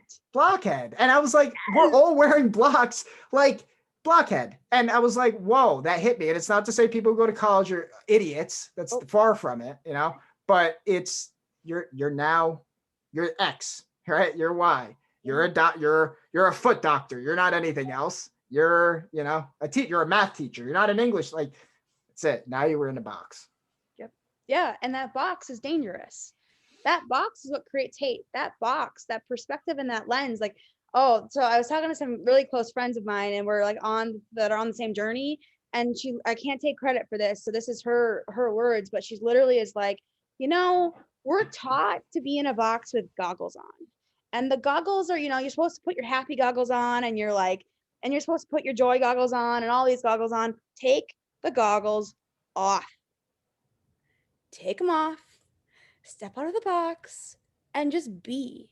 Yeah. And that's where we're struggling. Like we're so, as a collective society, we're so struggling, right? I've got friends who are working 2.5 months of billable hours in January and my heart just bleeds, right? She's stuck in New York City and isolation, all the things. Well, human connection is the only way to get people out of this. Like my favorite sales 101, acronym is FORM: family, occupation, recreation, and then your message. We skip all that, the pre-work, and we go right to the message. Boom. Just, be like, whether it's MAGA or BLM or whoever you're talking with, it just is, here's what I'm saying, right? We're not listening to understand, we're listening to respond, and we're all throwing messages out, and the messages have different language, but they all mean the same thing. And we're forgetting to take 3 steps back. Ask someone what their family life is like. Ask someone what their occupation is, what they like to do for fun. Yeah. And then, right? Like, believe it or not, if you do that, you find you're a lot alike. Yeah. Yeah. Like, Yeah, talk to people like you just, and that's, you get into those universal ideas first, and then get into politics after. yeah. Not politics first. It's like dessert comes after. And the meat and potatoes is it's yeah it's just the conversations I'm having with people. Just I had a chef on the other day. Someone I met at something called Grounding Camp. Someone, Elliot Hulse, it's like an influencer on YouTube I followed over Oh, the years, fitness coach. okay. He had this thing called Grounding Camp, and it was a bunch of men coming together talking about like masculinity and talking about like different influencers over time and what like the Christian values, like what that really used to mean, and like just trying to figure it out, because at the beginning of this, it's like, all right, everybody lock yourself in your home. And I was like, and I saw this thing come up, Grounding Camp, and I couldn't even afford it. I had my stimulus check, and I put it towards that. I'm like, all right, I have no money, I'm putting it towards that. And it's like, let's see what I can learn. And I met a lot of people, and it just like, that was a stepping stone for me to really further connect. And he does something you would actually love it too, is he talks about bioenergetics. And it's like, we were running around, we were dancing. He was playing like, music, and people would say it's a cult. It's a cult. But for me, it was just like, no, it's like, we're like this our whole life. Don't have an opinion. Stay like this. And in this, it was just like expanding. And it was like, Yeah. stretching our bodies, and we were pushing our bodies, and then afterwards we were communicating. We would get into a circle and kind of share all of our shit together, and really listen to that, the things that people are holding within them, which I think was at some point the real idea of confession. Now it's like you go in this dark room with this man you don't even Oh, know, which, not to say is, again, it's a tool for some people if you meet the right person. There are priests who are wise, and there are priests who are sick. So, and same thing with psychologists. There's, everyone is sick or they're not. But yeah, it was such a cool experience to be there with like-minded people. So, that, and just, but to your point, it's just listening to people. Like, we're all going through pain. We all, besides what these big tech companies saying, we're in this together, we're really not in this together from their standpoint. But there is truth in that we all are in this together, and we need to communicate. And I've been breaking the law and hugging my mom. heaven forbid you do that. Heaven forbid. And sharing the message that don't be Yeah. afraid, or if you're afraid, feel the fear and do what you think is right anyway. Yeah. And like so I hate this word, but I'm gonna use it because then no, not so like normal. I hate the word. But so like, if you look at like your typical pattern before 2020, and 2020 for me was beautiful, right? Was there challenges? Were there things that I did, you don't see your family, all those things? Yeah. But I look back on it and it's like, yeah, but if I wasn't like forced to stay in Minnesota for a certain amount of time, I wouldn't have been able to focus on, doing the healing work, the shadow work, right? All of those things, right? And so my typical year is travel. Like I typically, I'm East Coast, like Jersey. I've got clients in Jersey. Like, there's all these, seriously, right? So I'm typically East Coast, and I have been for a long time. And that typically means, I've got a week or two a month traveling for work. And then since I'm a travel, I don't know, wanderlust, filled with wanderlust, I always feel like you go someplace new and you're forced into like just being. Yeah. Which is what I love about it, right? Yeah. You're just being, and so you come back a different person. Like, you leave a part of you there, an old part that needed to be left, but you come back different. So for me, travel is expansive, right? It's the opposite of trauma. It's the opposite. It's play, right? You don't have any home chores, all that stuff. So anyways, come about August, September of last year, and I'm sitting in like the forced emotions, sitting like, what is wrong? Like, I also call that dorsal, right? Or you can call that like, there's so many different words for the same thing. And I'm like, I have to travel. Well, that was about the time where, you're not supposed to leave your house. And you got to remember here, I'm the typical rebel. And what the rebel doesn't mean just, it doesn't mean destruction or like, I'm I looking got for something like, to say after. yeah, it just means the rebel. Like, and I had a coach one time, like, literally tell me she didn't understand the point of the rebel. And I was like, girl, never tell a rebel that, right? Lesson 101, like lesson 101, don't tell a rebel that. So I'm like, okay, I'm a rebel because I have, I understand and can feel what the society or what harmony could feel like and what abundance is supposed to be like for everybody. Mm, Right? There's this subset. Oh, we're going to go full circle. There's this subset of elite, right, that have found abundance, whether they were born into it or self-made, and they're not all good. They're not all evil, correct. Yeah. right? Like there's this subset that have, figured it out or were born into it. And I'm like, yeah, but the laws of the universe and Carolyn Meese, or however you want to say it, is that's available for all of us. And so you watch the careers of some of these self-made folks, and there's pivotal transition points. And it feels like I'm going to make a statement for both of us, but it feels like we're right there in the same spot, Yeah. right? It feels like I too literally just took a whole, like I was debt free in September, debt free, tons of medical debt, paid it all off, took stocks out, all that BS. Lucky, privileged to have worked for a company that, put it into my, it did, invested in that equity side of things. I get it, right? Blessed, understood. But it all went to medical debt. And that medical debt was all alternative medicine, Mm, which means it wasn't covered by health insurance, even though I pay $600-700 a month in health insurance that I don't get to use. Why? Number one, why? Right? So December, I then took another 14 grand and was like, you know what? Yep, just got myself out of debt. Why the hell not? Why the hell not? It's the only way, right? I said, fuck you, BMI. I said, fuck you, credit, like all the things, yeah. all the people are afraid of voter ID. And I want to be like, guys, do you know how many numbers you already are? Yeah. Yeah. We're already so many numbers. And I'm just like, voter ID would like cut all the things down. You wouldn't have questions anymore. Yeah. Anyway, yeah. Yeah, well, we'll go into that a little bit more because I'm again, it's all I love what this conversation is so organic. There's like, it's So like organic. I'm so over like, hi, I'm John Jennings and here's the news. That's not real. To me, that's not real. Even when I'm on LinkedIn, I was on LinkedIn. It's so funny to see people with their suit and tie on, but like they're completely different people. Like, why can't and not to say a suit again, it's just like, but it's just like this facade persona.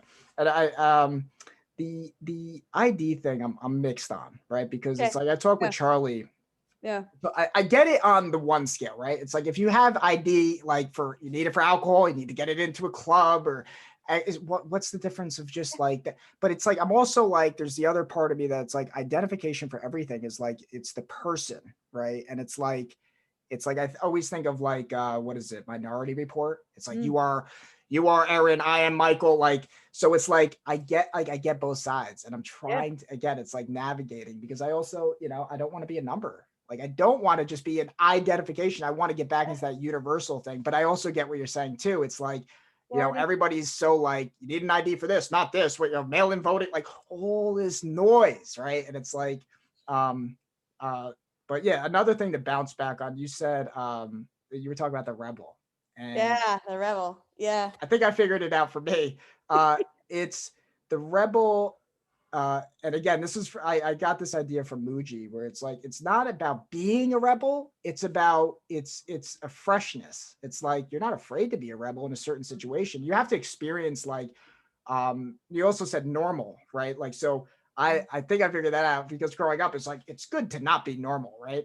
And there's truth and false in that because it's if you're being if you're being if you're being a rebel for the sake of being a rebel, or you're being weird for the sake of being weird, it's important to taste it. But if you're doing it, it's an egotistical, I want it for attention. I'm being a rebel because I'm going to get attention out of that. And that's a false view versus Yeah. what real normal is power, right? It's tapping into that energy. Yeah. That's normal when you are in that state of high vibration, and then you naturally are a rebel. That's the whole thing. Yeah. It's like in the Bible where it's like it's like where God, what does they say? Say, don't worry about what you shall eat and drink and what you shall wear. God will take care of you. And I never heard like that, what that really meant. It was just like, you go to church. Okay. God will take care. Like, all right. There was no meaning and connection to the words, but now as I'm coming to understand it, it's like, as you had said, going to different states, you're forced to be in that like beingness, human being, not doing. You don't have to do anything. And it's so damn simple. As Muji says, we're missing the obvious. And you Oh. also mentioned subset, like I just throw a quick word down, but like, there's truth on both ends. Like there are people who are rich who, let me tell you, they busted their ass to be rich. They provide jobs for a lot of people. Just because someone has $1 million doesn't mean that they're this. No, they have a lot of expenses to take care of. And then things are so much more complex than just like, oh, rich man bad. Like, no, it doesn't work like that. Like there are people who are corrupt too. There are people who got their way to the top by, who knows, sleeping with other people, or, of course, that's a reality. There's corruption. Yes. But and then on the same side, there's poor, there's people who are poor who could really be stepping up and busting their ass. And there's people who are poor who need help. They need help from others. And it's not going to come from government, in my view. It's going to come from us helping each other. It's conversations like this. And I was talking to a buddy yesterday, because I'm trying to figure out how I can make money with this, but at the same time, it's like, I don't want it to be about making money. I want it to be about providing value to people through conversations and connecting with people. And then the money comes down the line. It's not about, I don't want to have this fakeness, but gotta live. Yeah. But he had said, he's like, you should do some volunteer work. And I'm like, yeah, I'm just trying to make money right now. And he's like, yeah, but you know what? It's like, when you start doing that, you build those connections. I'm like, yeah, you're so right. It's like backwards thinking. It's like, no, value, value, value. You're going to meet people. And when you're just really in that high vibration, it flows to you rather than I have to get it, So I don't know how this is going to play out, but it's a journey. It's like you said, it's being in a different state. And it's like, for years I've to have my own self-talk. It's like, no, gotta work now. It's like, expand, like not know the full destination, trust in God, trust in that higher power, as you've said at the beginning. Resonance, I think you said I don't know, whatever, words are words, but being in that higher vibration, it flows to you, your receiver, as you said. Exactly. And it's also having like, I growing up Catholic, it's like, I never had a connection ever. There was never connection. I was like twiddling my thumbs, bored out of my mind. Yeah. Right. Like, yeah. Like, to say the least. Right. Looking at the clock. Exactly. And then you start asking, like, well, and then your typical oldest. And then also, like, to your point, you're exactly right. Like, I wish you could see the writing I did last night, because I literally, like, the part of the writing that I was in was, we are all naturally rebels. We are all naturally empaths. We are all naturally highly sensitive people. We are all naturally light workers. We have been conditioned out of that. We've been put in boxes. So the journey is to remember that natural state, right? Where just because you're a rebel doesn't mean that I don't want to keep myself out of jail. Like, I have no intention to harm people being a rebel, right? Like, I just ask why. Like, I have a real hard Eric time. Weinstein, not to cut you off, but No, you're fine. No, you're good. Eric Weinstein says, break the law in a way that makes people love you. I love that. So it's not like, I'm not wearing a mask, or I'm not doing this, or I'm not. Break the law in a way that makes people love you, and not doing it for the attention. You're doing it in a way that is not your own. It's from source. It's that vibration. When you get those goosebumps, when you do, that's when you become, that's real power. But and I think even the word power people confuse, right? And I am just like, guys, like, it's like you're living your own innate power inside. Like, you're in the emotions, and you and I can have the conversation. Like, I can't have this conversation with most of my friends, right? And right there with you. Watch the Super Bowl. Watch the Super Bowl. You know what I did? I wanted to see the halftime show, classic music, right? Freak.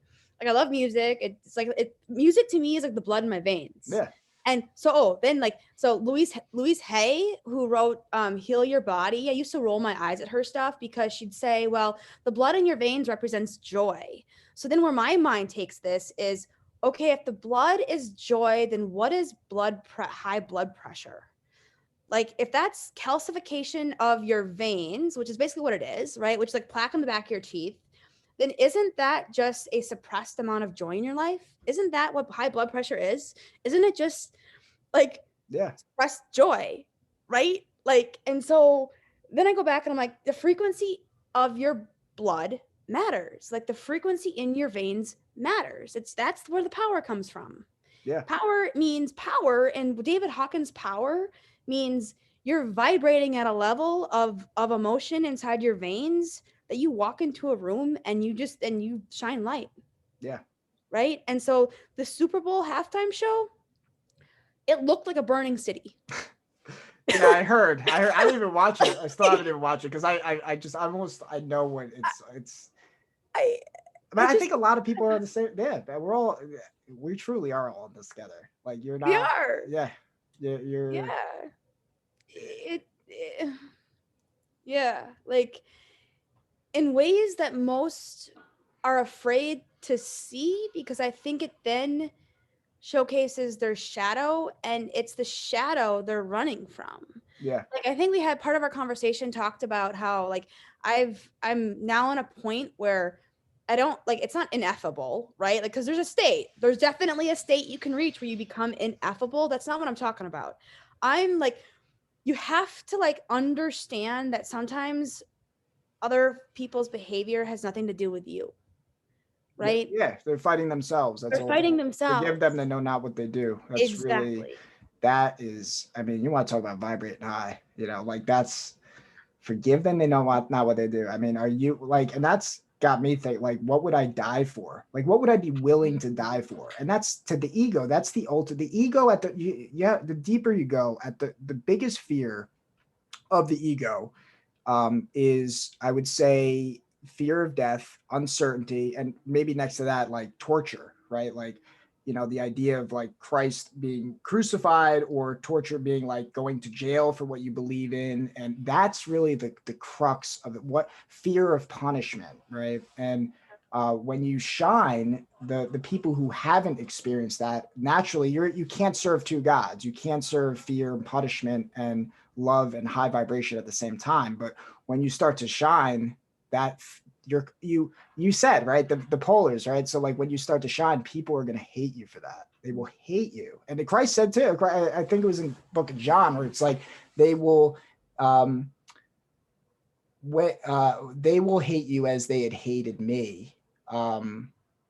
Something along those Oh, lines. When you yeah. start to really sink into that, they will hate you as they hated me. And it's like to be excited for that. And it was like, how do you be excited when the Oh. whole world hates you? And it's like, it's against the vibration. It's like that kind of love is it's the only way you can go through it too. You can't muster up courage to do it. In No. my experience, like I try to be a tough guy. Like I don't want to get arrested for my viewpoints. I don't want to, lose the joys of life. Because I understand that's safety and security, but I think the only way to do it is just by having these conversations and raising that vibration and getting to the point where you live there, because it's always there. Mm. It's always there. It doesn't go away. Yes. That's the idea of like what God really is. It's your high vibrations, and I've been Yes. posting And dog videos, me and my dog. Like my dog gives me high vibrations, and trying to just what would give me good vibrations, doing that to other people. And I know this may sound kind of corny to some people who are listening too. It's like where they're giving hug. Like what do you like? It's so simple. yeah. As Muji says, we're missing the obvious. We are missing the obvious. And and when things get really hard, it's as they have in this world, everyone's going crazy. It seems like that's where it's really the true test. That's the true test of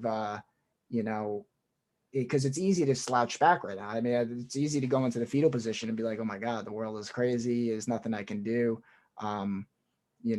What can I do? Who like and and I'm just going to be arrested for my viewpoints. yeah. Instagram's going to kick me off. Like that's what I mean. And that's the hard part, right? Like it, it's I Albert Einstein. I'm fascinated by this man, and I always have been. Like E=mc² has always been like inside my body, like digging to me, like for some reason, right? It just has like forever. And Yeah. so he says like you can't solve a problem from the same level it was created, Yeah. right? And I often like, and I could be wrong here, but that to me is when we're down in these fear force emotions and we're all like hating on each other, the only way out of this is for us who are called on the journey in the moment, like we're doing right now, to have the conversations we're having and raise the collective vibration. It's the only way out. Like Yeah. you can't solve that problem in those states. You have to get out. Yeah. And what's hard is, for me at least, is right now, like, no filter, number one. Number two, the other hard thing is I understand that eventually the journey comes knocking for everybody. Like, I believe that. I know some people don't believe that, but like there's just something there because it's the only way out of systemic racism. It's the only way out. Like in my like that's like the more I dig Yeah, down it's not deeper, going to the come more from I start. legislation or, you know, No, like mm-mm. that's all bullshit. It's going to come from, yeah, it's, it yeah, and that's when you start to sit back and just be like, wow, it's big, right? It's big. Like I also heard something where the currency.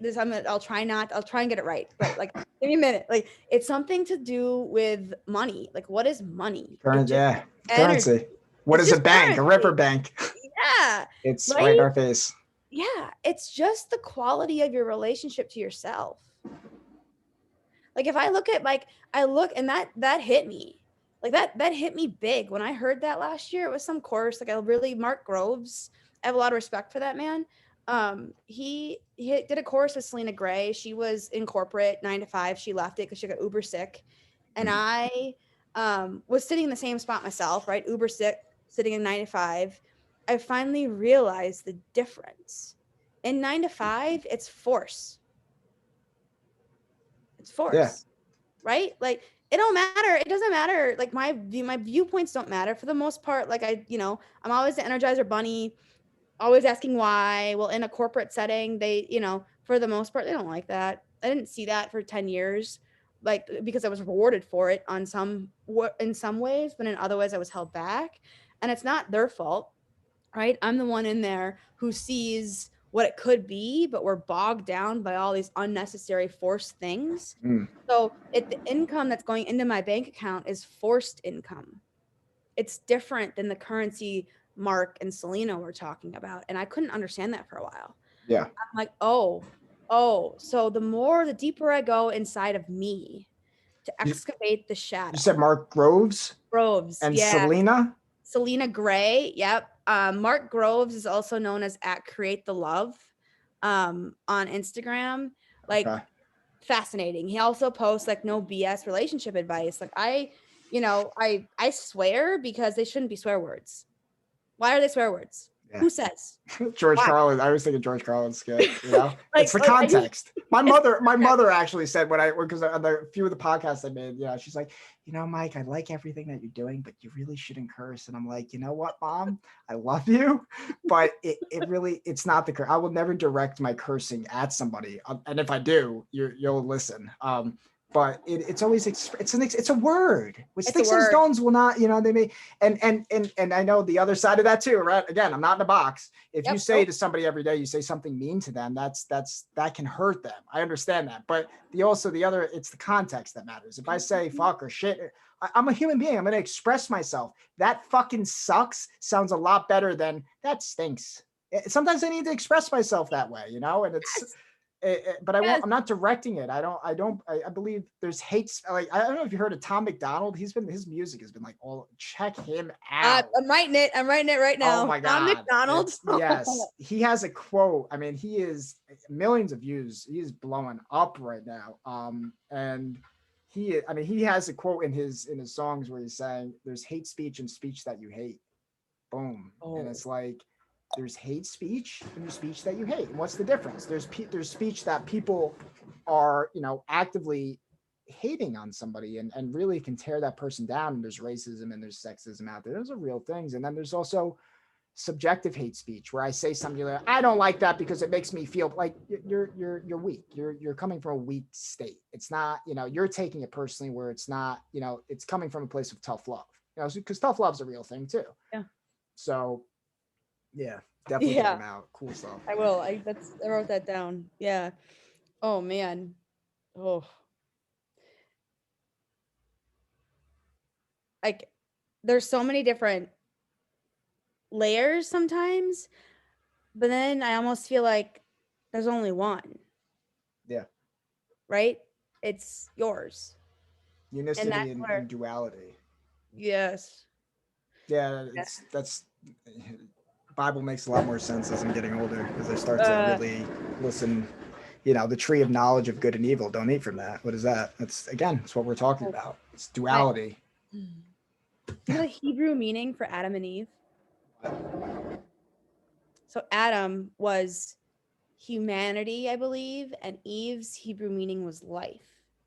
So life chose the apple, the fruit of knowledge, and we all now sin. So in my head, I'm like, okay, but what does knowledge mean?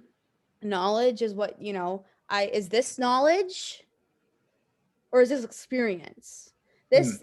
This man's story is he was told he was filled with disease and was told he would never escape disease, and he's since proved them wrong.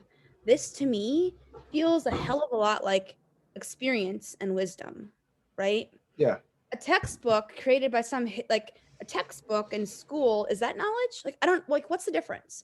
But all I can say is the wisdom you gain when you access your God consciousness and like you understand that it's here within you is different. It's different than being the know-it-all, because Yeah. this doesn't need to be the know-it-all. Like when I'm connected into the channel and I'm like, in those power emotions, and I'm I name the word, right? Because there's so many of them. Like runner's high, guys, I can get that lifting weights. Like I Yeah. can find the runner's high on demand. It's just a vehicle to your own self, Mm. right? And so if life ate the fruit from the tree of knowledge, then why are we chasing degrees? Chasing what? Degrees. Why are we chasing, right? Like, Yeah, it's yeah. I play with the idea of it's content versus context. You're yeah, chasing the content, like okay, I'm going to have this content versus the context. What it may, this book. One person can read this book and be like, this is a bunch of BS. Another person can read it. It's how you interpret the experience. It's the context of it, yeah, which is the vibration. It goes back to vibration. If you really like, if I come in the room and I'm like very like a song, I'm really in tune with a song and I share it with you, you're like, oh yeah, I'm gonna listen to that song. But if I come in and be like, hey, this is music I listen to, it's like there's not the same. It's yeah, it's like you said, it's what we're talking about. It's energy. yeah. And it's story, and it's appreciating a story for the merits of the story instead of like punishing the human for their experience. Yeah. Right. And like my favorite is, I'm a lyrics girl. Like there are some folks that are just like, they're just the music and they go on and they just are fine. No, no, no. I'm in the lyrics. Like um I think one of my favorites is Shine Down, Get Up. It's something about um he says something about not plant medicine drugs, but pharmaceutical drugs just numb the brain. And again, I'm not saying it's bad, right? It's not right or wrong. I'm sitting in full transparency. I was in Colorado at the time. I needed a trip. So last year, right? It was when I was like, no, I have to go. I was being called to the mountains and I listened. Like I just needed to go climb a 14er. And so I did. I've never done it before. I went by myself. I just, got on a plane and flew. And I Mm. went and I climbed a 14er, and humbling experience. But for me, it's the climb's easy. I can climb all day long. It's been my life. I've always climbed, right? I had a hard time on the descent. Receiving the fact that my body wasn't injured was hell, Mm.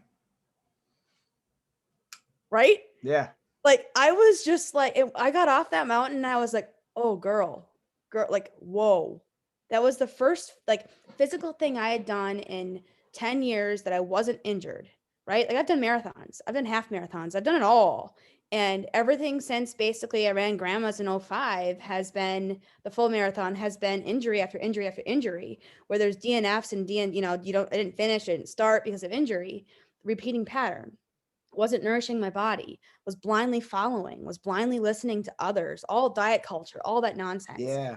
So Eggs I'm are good. Eggs are bad. Milk is right, good. Milk is right. like it's and now we're That doing the is same thing with the bad. masks. So Oh, 100%. And at the end of the day, guys, it's just about what's right for you and your body. Like what's right for mine might not be right for yours. If you have clinical, disease that say keto is right, then do it. yeah, Right? I happened to do keto for 5 years and it wasn't right. yeah, Right? Like my body was giving me all the signs, but instead of, I was conditioned not to follow my own body. And that's what I've got problems with. I have problems with doctors saying you're normal when your symptoms say you're not. Got problems there.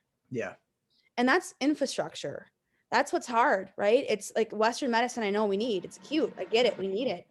but it's infrastructure that's broken, and that's what's hard. Yeah. That was really hard. So like there's shine back up to shine down, or yeah, was it shine down, get up? And I'm in Colorado, so I'm enjoying some plant medicine myself. And the lyrics came out so clear. Like, whoa, this is the difference. Plant medicine in its natural form actually enhances, and pharmaceuticals. So my brother, I've got like again a very close family member case where he had anxiety and they just threw SSRIs on him and Mm, said he could go off whenever he wanted. Well, we watched him for 3 years get drugged through, right? Trying to go off of it because he felt better. And we almost lost him multiple times. yeah. So that's the lyric that hit, like, it's almost like a song is this avenue for what is against the grain of society. It's the modality where they don't get in trouble for sharing perspective. Yeah. Yeah. I'm glad I've never went on those. I've been on medications and I've really 90% I've zoned out, even supplements too. I mean, I'm kind of like iffy about melatonin now. It's like I was big, all right, take the melatonin. Yeah. Same. I'm shifting out of that now. It's just like really, going into whole foods, really being conscious about what's going into your body, being conscious about the emotions. Um, Emotions are not wrong. Also, uh, it's like I think I said in the Charlie Ward, it's like in church where it was like when they would read from the gospel, you press your head, your lips, and your heart. When those are in connection, like we say one thing, we think another, we feel another, and then we go in the world like that and expect it to be harmony. So it's like I miss that. I can't tell, it was like same with you. I'd be in church and be like, all right, what time is it? When are we getting out of here? Now it's like I'm so grateful because I was programmed in a way that now I understand it. Like now I wasn't ready for it when I was there, but thank God my parents brought me through that. And there's a universal truth. And that thinking, feeling, and speaking, you have to have the practice. You have to be pissed off and say, I hate you, say the wrong thing, and then go, okay, wait, my thinking brain has to, I have to learn better how I can articulate my emotions. So it's like you have to feel, and that's the integration of the yin and the yang too. I think, God, this is going to sound crazy. I think women are more heartfelt than men, and I think men are more, logical. And then not, again, language is hard to express this because I haven't spoken it for a long time. Jordan Peterson talks about like if you leave men and women to their natural habitats, men are going to go into thinking this, whereas women are going to go more into community based. Like better. I go to parties and my girlfriend knows how to she knows how to set up the social dynamics of everything, and I'm like an idiot when it comes to that. And I could be better. I can need to learn from it. But I'm naturally drawn to like thinking so much more about stuff. And I don't know where I'm going with this, but um, those two things, like, but now I'm learning. I want to learn about the feminine, um, and again, as I said earlier, it's the integration of these two things to appreciate that the divine feminine and the thinking mind is it keeps the yeah. It used to be a thing like what would people say? Yeah, we have to keep people in check. Men have to keep women in check. Women have to keep men in check, right? So this is how and when when a woman's being too emotional, a man needs to say, all right, you be like keep the emotion in check. And the same thing needs to happen if you're just thinking. Woman has to keep a man in check and say, okay, you're just thinking. You're listening to what you're saying. So it's coming into that integration that that's how you have harmony in the world. That's Yeah. if it's too much Rage Against the Machine, you need a little bit of what is it? A little bit of John Lennon or whatever. Oh, 100% a little bit of John Lennon. If you can just imagine it, right? I can Yeah, see it. I can see it. We just have to imagine it. And there's something about the divine relationship that I feel like we've lost. Like, not to like, I'm all for women making money. Don't get me wrong, right? Like, yes. I'm all for that, right? I don't think you're saying you're not against that. I think What's the motivation behind it? Is it to fight against the masculine? Because that's the wrong way. it is the Because wrong way. you can make a lot of money expressing yours, like do it. Like it's not, but I think the ideology is like, it's the anything you can do, I can do better. Now we have we're all playing that song. It's the Oh, wrong song. it's the wrong song, it's the wrong intent, and it's spiraling out of control. Like there's something to be said. Like I can, if you put me in a rabbit hole and I need your help to get me out. Like just let me I almost want to brainstorm. Like I just need that, like the goalpost, right? Yeah. That the divine feminine will go, like it literally is almost as if like I'll connect pieces that some people can't understand how I'm connecting. And that, like, you guys come in and you're just like, just boom, boom, boom. And I'm like, where the fuck did you get that? Like, I needed that like a week ago. Like, this is why, I mean, that's it. I just needed the goalpost. I just needed one little bounce back into like a little bit of something to get me out of the crazy. Because don't get me wrong, we can go down rabbit holes, and yeah, like I'll be the first one to tell you, like, it gets crazy sometimes, right? Yeah. But that's the beauty of the creative flow state. And like you guys experience it as well. Like, and so I don't know if it's the connection that they're, I don't know. I don't know. I would never write a book about like, pregnancy and what to expect. Like it's ridiculous. Right. It's ridiculous.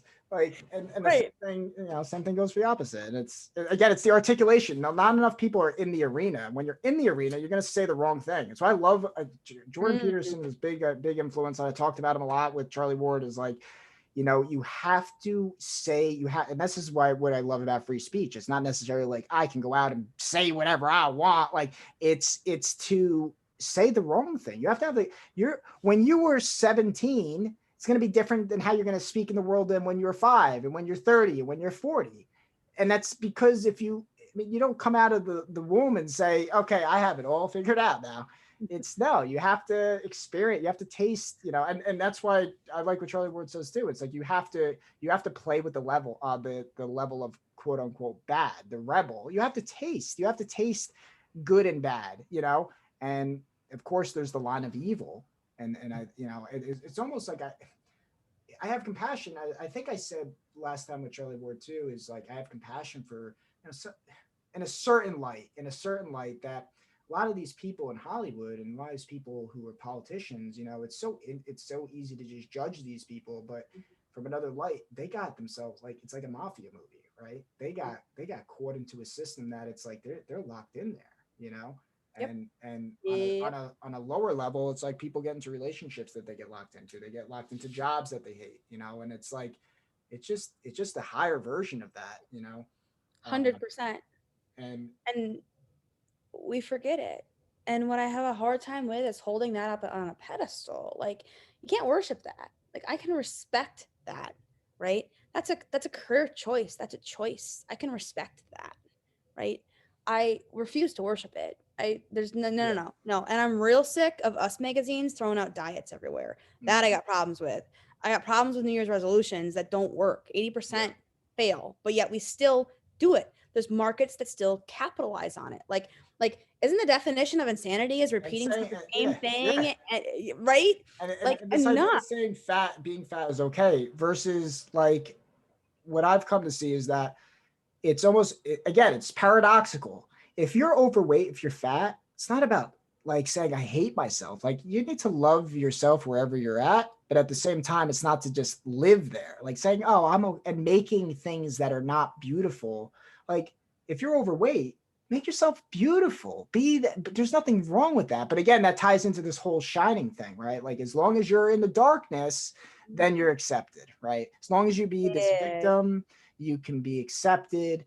And there's, and we're that leads everybody to be in jail, right? Everybody, in an emotional sense, as long as you're suffering, you're accepted versus sharing it. It's like there's beauty in understanding that. Like, listen, everybody suffers. Everybody.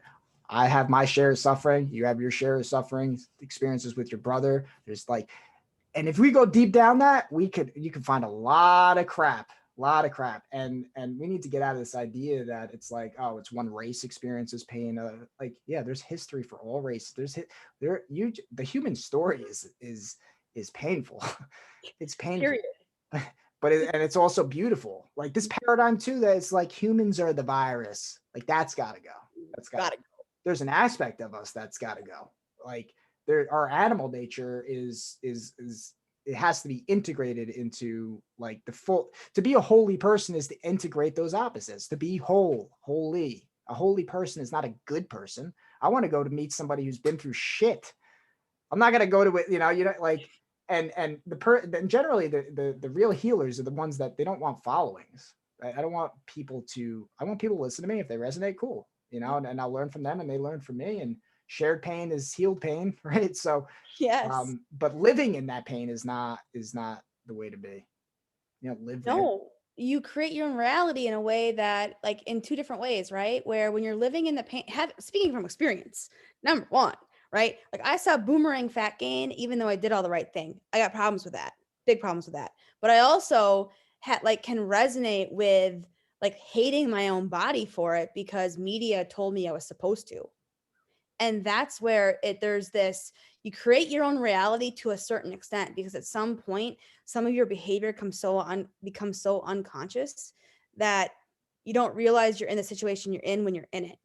Yeah. And, right, and so like you're gonna love Carolyn because she'll walk you through the different archetypes, and the opposite of the victim is the victorious. I And just put out a video not too long ago, victim versus victor. okay, oh god, I'm gonna have to watch it because Crazy. my that is crazy. Because here's my trick. I don't dismiss coincidence as coincidence. Yeah. Right? Because that is the trick to that's the bridge. So I've not seen your video. I don't even know, like I've not seen it. But Yeah. like I'm going to after this. And what I'd love, like, because just understand how you said it, because it's like there's almost like this little bridge that goes from the victim to the victorious in your brain. It's no different than the angel versus devil, right? And all you need to understand is that there's meaning in your life. And when coincidence happens or synchronicity happens, I prefer that word. I call them magnetic moments. Mm. Um, that's the ticket. That's your ticket across the bridge. It's those moments that we're taught to dismiss that actually act as the ticket from the victim to the victorious. Yeah. And yet we're all like, there's so many people that I've met, and I mean, it feels like I'm remembering. It doesn't feel like I just met them. It feels like I'm remembering. Like we're Mm. going through this experience where I'm remembering what it's like to meet your energy. Like, Yeah, and I right? put out a video last night Oh talking God. about yeah, it's crazy. Listen, lecturing versus reminding. Right? So it's like we can get into that state, like, you know, I've heard, for example, the quote like when people say I give great advice, I'm not good at following it. Like that was a pattern of Mm, people, you know, saying that, and there's truth in mm. it. And what I'm saying now is like when you're giving advice, there's almost like a lecturing versus reminding people. Like when you remind somebody, the difference would be like, you know, I say, all right, Erin, this is how it is. This is like, and I'm coming from an authority position versus a position of reminding you, like, and it would be starting out saying, I'm telling you this because I'm a professional at it. I'm a professional. There's a part of me that's a professional victim. And I'm reminding you that that the professional victim in you isn't real versus don't be a victim. You see the difference? Oh, Lecture versus the reminding. So 100%. And that's where the gurus, I happen to be working with one right now. That's what he does. That human connection. That's like, he's not afraid to come down and be the victim with you to mm, remind you, right? So what he does, he shares his victim to create connection, to remind you that there's a victorious side. mm, You just hit the nail on the head. That is 100% the difference between, you know, I don't know, traditional psychologists mm. who are banned by the, whatever their practice is to Yeah, now actually the DSM is share. always randomly changing, and you're just going by Yep, societal views rather than, you know, yep, integrous views. yep. And that's where, like, excuse me, I had to throw a thyroid pill in, sorry. But ultimately, what's interesting to me is it felt like in 6 months I had 10 years of therapy, and all it was like learning how the nervous system works, understanding how it impacts relationships, so the feminine and the masculine, having a trauma informed, like like goal setting practice, meaning we try and do way too much. We are so forced into this hustle culture that we try and do like 10 times as much as we should. And the concept about trauma has been so bastardized by the DSM that I'm about ready to freak out, because it like, if anything, such as like, if you set your expectation is interesting, neutrality is interesting. Like, like again, we could talk all day on these things, Yeah. but like, expectation is whenever you set an expectation and something doesn't go the way you're expecting, trauma can happen. Mm. Differential, like this, I'm bound and determined to figure out a formula for this. This is my mathematic brain. Bound and determined. I really am. I like, it's bad, but I am. Yeah. Like like here's my expectation. Here's what happened. The differential is the trauma that stays in your body. That gets stuck. You know what's fascinating? So your fitness background is going to help me here. My mobility didn't improve until I did this work. I had been in the gym for 17 years doing like crazy math, crazy functional workouts with kettlebells and all, like bear crawls, scorpion crawls, all that stuff. My mobility never improved Yeah. until I did the inner work, until I could facilitate connection across like the skeleton, the joints, the muscle, all of those things, until that happened. And then I feel like I'm starting to learn how to surf my nervous system. Until that came in, I was stuck.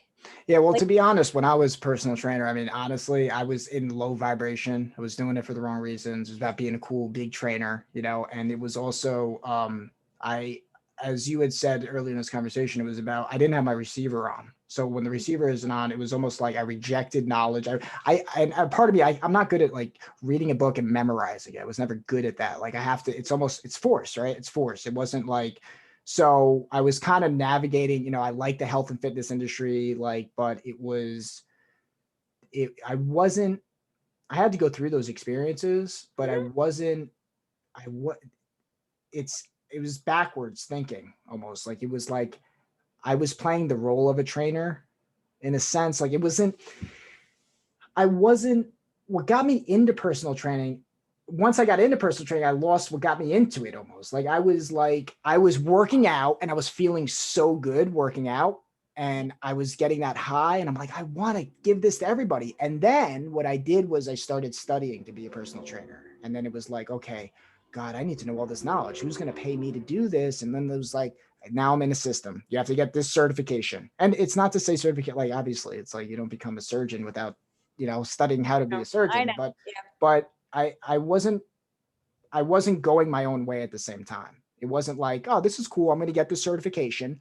It was almost like, again, it was authority certification here. Once I get certification, then it's like, who's going to pay me if I don't, I just memorized this stuff versus no, like there's no one way. And I wasn't open to receiving information, not just for me, it was NASM. I was studying for NASM, got my NASM certification. And it wasn't like, I would have gained more value from really listening to people, speaking to other trainers and like really being hungry for it. Whereas I was just like, I want to get the title. I got to make money. And health and industry, it was like, so I get it. If that makes sense. So now it's It does. like, and the whole other thing, it's like everything is connected. It's like your emotions. Like when people come in, I was asking questions like, do you want to not be fat? What do you want to gain muscle? Like versus what's your life like right now? How are you feeling? Like that, starting a conversation off like that. No, it was like, all right, I got to get a sale. And, it was like rush it. And there were tactics on how to get sales. And it was like, it's no wonder I wasn't like really, so yeah, I wouldn't be I wasn't the greatest trainer, but I feel like, well, I'm doing what I'm doing now. I love talking. I love, philosophy, psychology, really learning, like getting back in that child state. And like, so yeah. Yeah. So I think like it's interesting because like I like absorb what you just said about your experience in the fitness industry, and that is the classic example for it not being your fault. Like you needed the experience to grow from it, right? But it's the classic example of not being your fault. That's what they trained you to do. You were trained to do that. Just like it's no different than how I'm trained in my job to do the process that doesn't make sense. And here's question, noodle this one with me, because this noodle's a word I like to say, like help me brainstorm this, because this is big tech coordinated. And as far as I'm concerned, it's so fascinating to me. When I joined this company, Um, the company that I work for, and they're fantastic, right? Like the culture is fantastic. The people are great, right? It doesn't fit for my soul. It's not a wrong thing. So just to be clear, right? It doesn't Yeah. make it Yep. wrong. It doesn't make the company bad. Yes. I'm just learning and relearning who I was before that, and it feels like me. So that doesn't make me a bad person either, right? And so what's fascinating to me is in 2008 when I joined, they were like all about the underwriter's gut. It was like no different than our intuition. It was almost this, here's the insurance 101, but learn to use your gut. Okay, that's so powerful when that is no different than this intrinsic primal, you know what I mean, um notion of being connected into source. It's the same thing, different word, use your gut. Okay, I do that for about 5 years. I'm in the customer facing. I'm doing it for 5 years. It's sales, it's marketing, it's all those things, right? I'm very naturally, I served in college. I was a cocktailer. And I loved it. I loved it because very similar to what this is for you, I was always talking to people, Mm. right? Like I refused to take on the label of a server or a cocktail or a waitress or all those. I didn't, no, Yeah. didn't take that on, right? I just loved to talk to people. And so you put me in sales and marketing in corporate, in a big corporate world, and there's like call planners and all these things, and I'm like, yeah, I just do that naturally. I get that some people need it. Not saying the process is bad. I get some people need it. You likely didn't need the process they put you through. It's no different than it was for me. And what's interesting is the first 5 years, it was all about your gut. And these last 5 years, it's about what system we build and push and force tasks onto people. So Mm. what happens is I get done with certain aspects of my job before the task even hits. Like imagine your notifications on your cell phone for like it's no different. That's what a task is in my world. It's a notification that comes that you're supposed to do X. I'm done with it before it hits. So all of a sudden, you've got technology that is taking away the gut feel. Mm. We're building AI from trauma mines, and it's Mm. pulling down the field. We're Yeah. not raising us up Yeah. anymore. It's Mike, it's no different than you, like, murderers aren't born, they're created. yes. And energy vampires aren't hired, they're created. Yeah. Yeah. And technology. Yeah. It's interesting. Technology is reflective of us as a collective. 100%. As people are worried about technology, and rightfully so, but it is it's we are creating it based on every single little thing that we do. It's like it's really it sounds so simple, but it really, I think it's true. You know, if we come together, and those little ripple effects, we plant more of those, like it will affect things in ways we can't even recognize. And that's, it needs to be, we need to remind each other of that, you know. Yes. So, because Yes. I can definitely relate to what you said. You know, you have friends who are just like, all right, you're crazy. Like, you're into this voodoo shit, you know, conspiracy theory. And it's like, all right, cool. That's how they're going to see it. That's okay. It's not their, everyone has to live their own experience differently. Yeah, But I think I totally agree and I resonate with that. I think if anything, the only thing I'm so mindful of is what they're giving back. Like, I wholeheartedly can understand and respect your perspective, and I don't want, like you want to get a vaccine, totally fine, right? Get it for you. yeah, Like I feel like I need to ask why. I feel like I need to do, some due diligence based on my body, but please just respect my side. yeah. And that's where there's not this like, It's it's not doesn't us get against big. them. It's No. like, and this is the idea of, like, you know, I've talked about in previous talks, civil war versus revolutionary war. And I think we're in an idea war now. A civil idea war will be is what we're experiencing right now. We're experiencing, you know, left versus right. This has been going on for decades. It's only accelerating. And a revolutionary idea war is like when the collective comes together and says, okay, where's the real problem here? And, you know, at the real problem, forget people. It's a lower vibration ignorance people. Okay, 100%.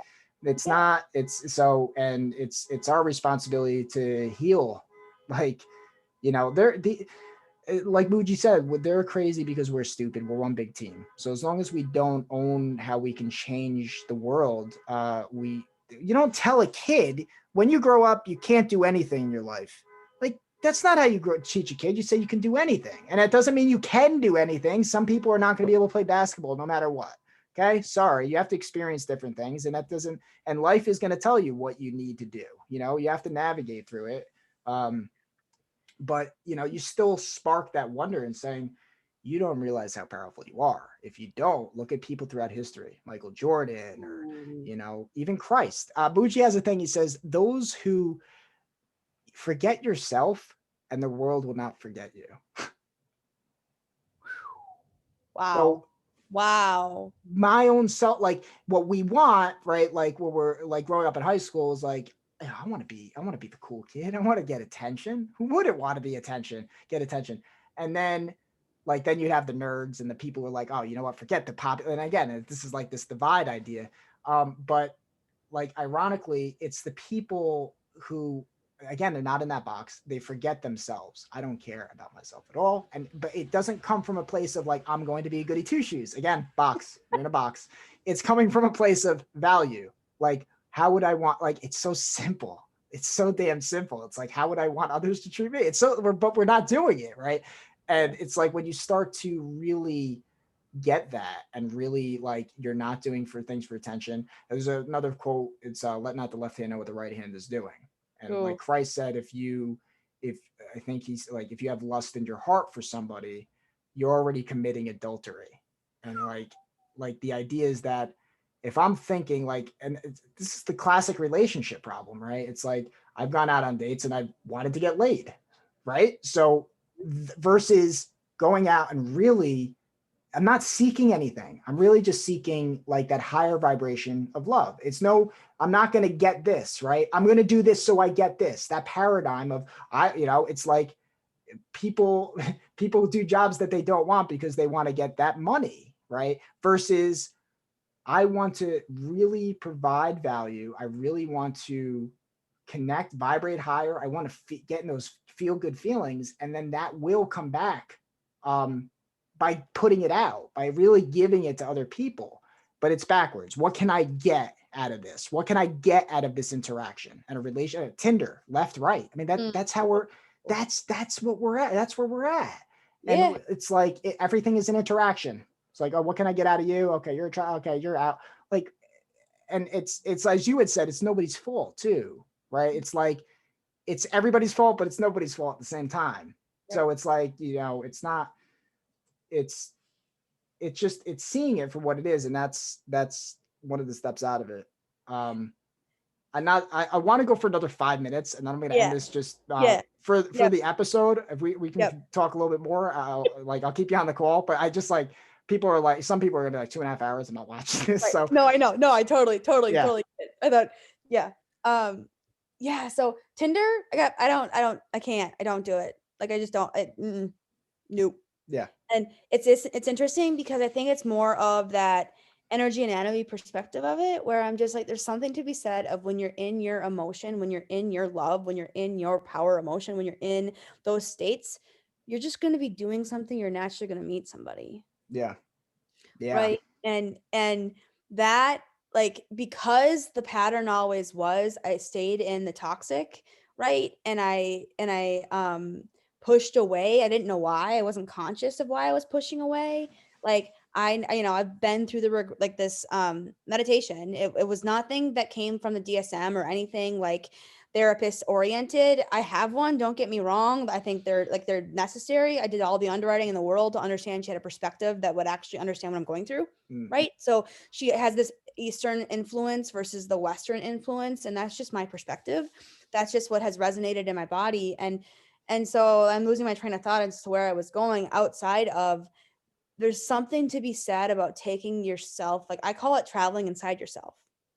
yeah, Like traveling inside yourself. Like there's something to be said about that. Like, and it's whether it's in meditation, whether it's in workout, like it doesn't, the modality I seek and that works for me doesn't have to work for you. It doesn't have to work for everybody. Right. But like once you're able to put conscious thought around anything that you did unconsciously, everything shifts.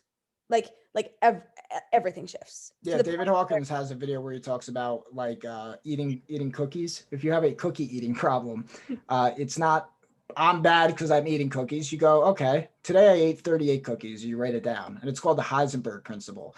Today I ate 38 cookies, and then the next day, today I ate 57 cookies, and then writing it down today, and then as you see it, you go like you start to see how ridiculous it is. You're not judging yourself. You're just saying, okay, and it's not, and by being aware of what you're doing, it stops itself, right? It's like it's yeah, not, it's you see how ridiculous, like, why do I eat so many cookies? Like, it's not, but it's not coming from a place of judgment. It's coming from like, okay, like, how do I feel after I eat all those cookies? You're just being aware. Okay, I kind of feel like crap, and it feels good in the moment, but I feel like crap afterwards. And then it's like just going through, okay, versus eat your vegetables. Like, again, it's right, judgment, right? right, So right. versus here's some vegetables, see how you feel after you eat these, or don't eat the cookies. um And it's so true, right? Having that perspective on how you approach help, right? Like yeah, the lens of yeah, which, right? Like that's back to full circle.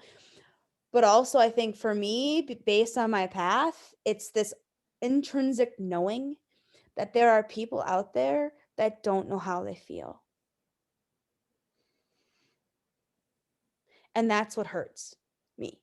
Like yeah, that's where I'm just like, that's where I'm like, there not only is there unconscious boxed behavior, right? Because we could probably spend 5 hours talking about behavior yeah, and motivating factor and like all yeah, the things, right? Like, I can already feel it.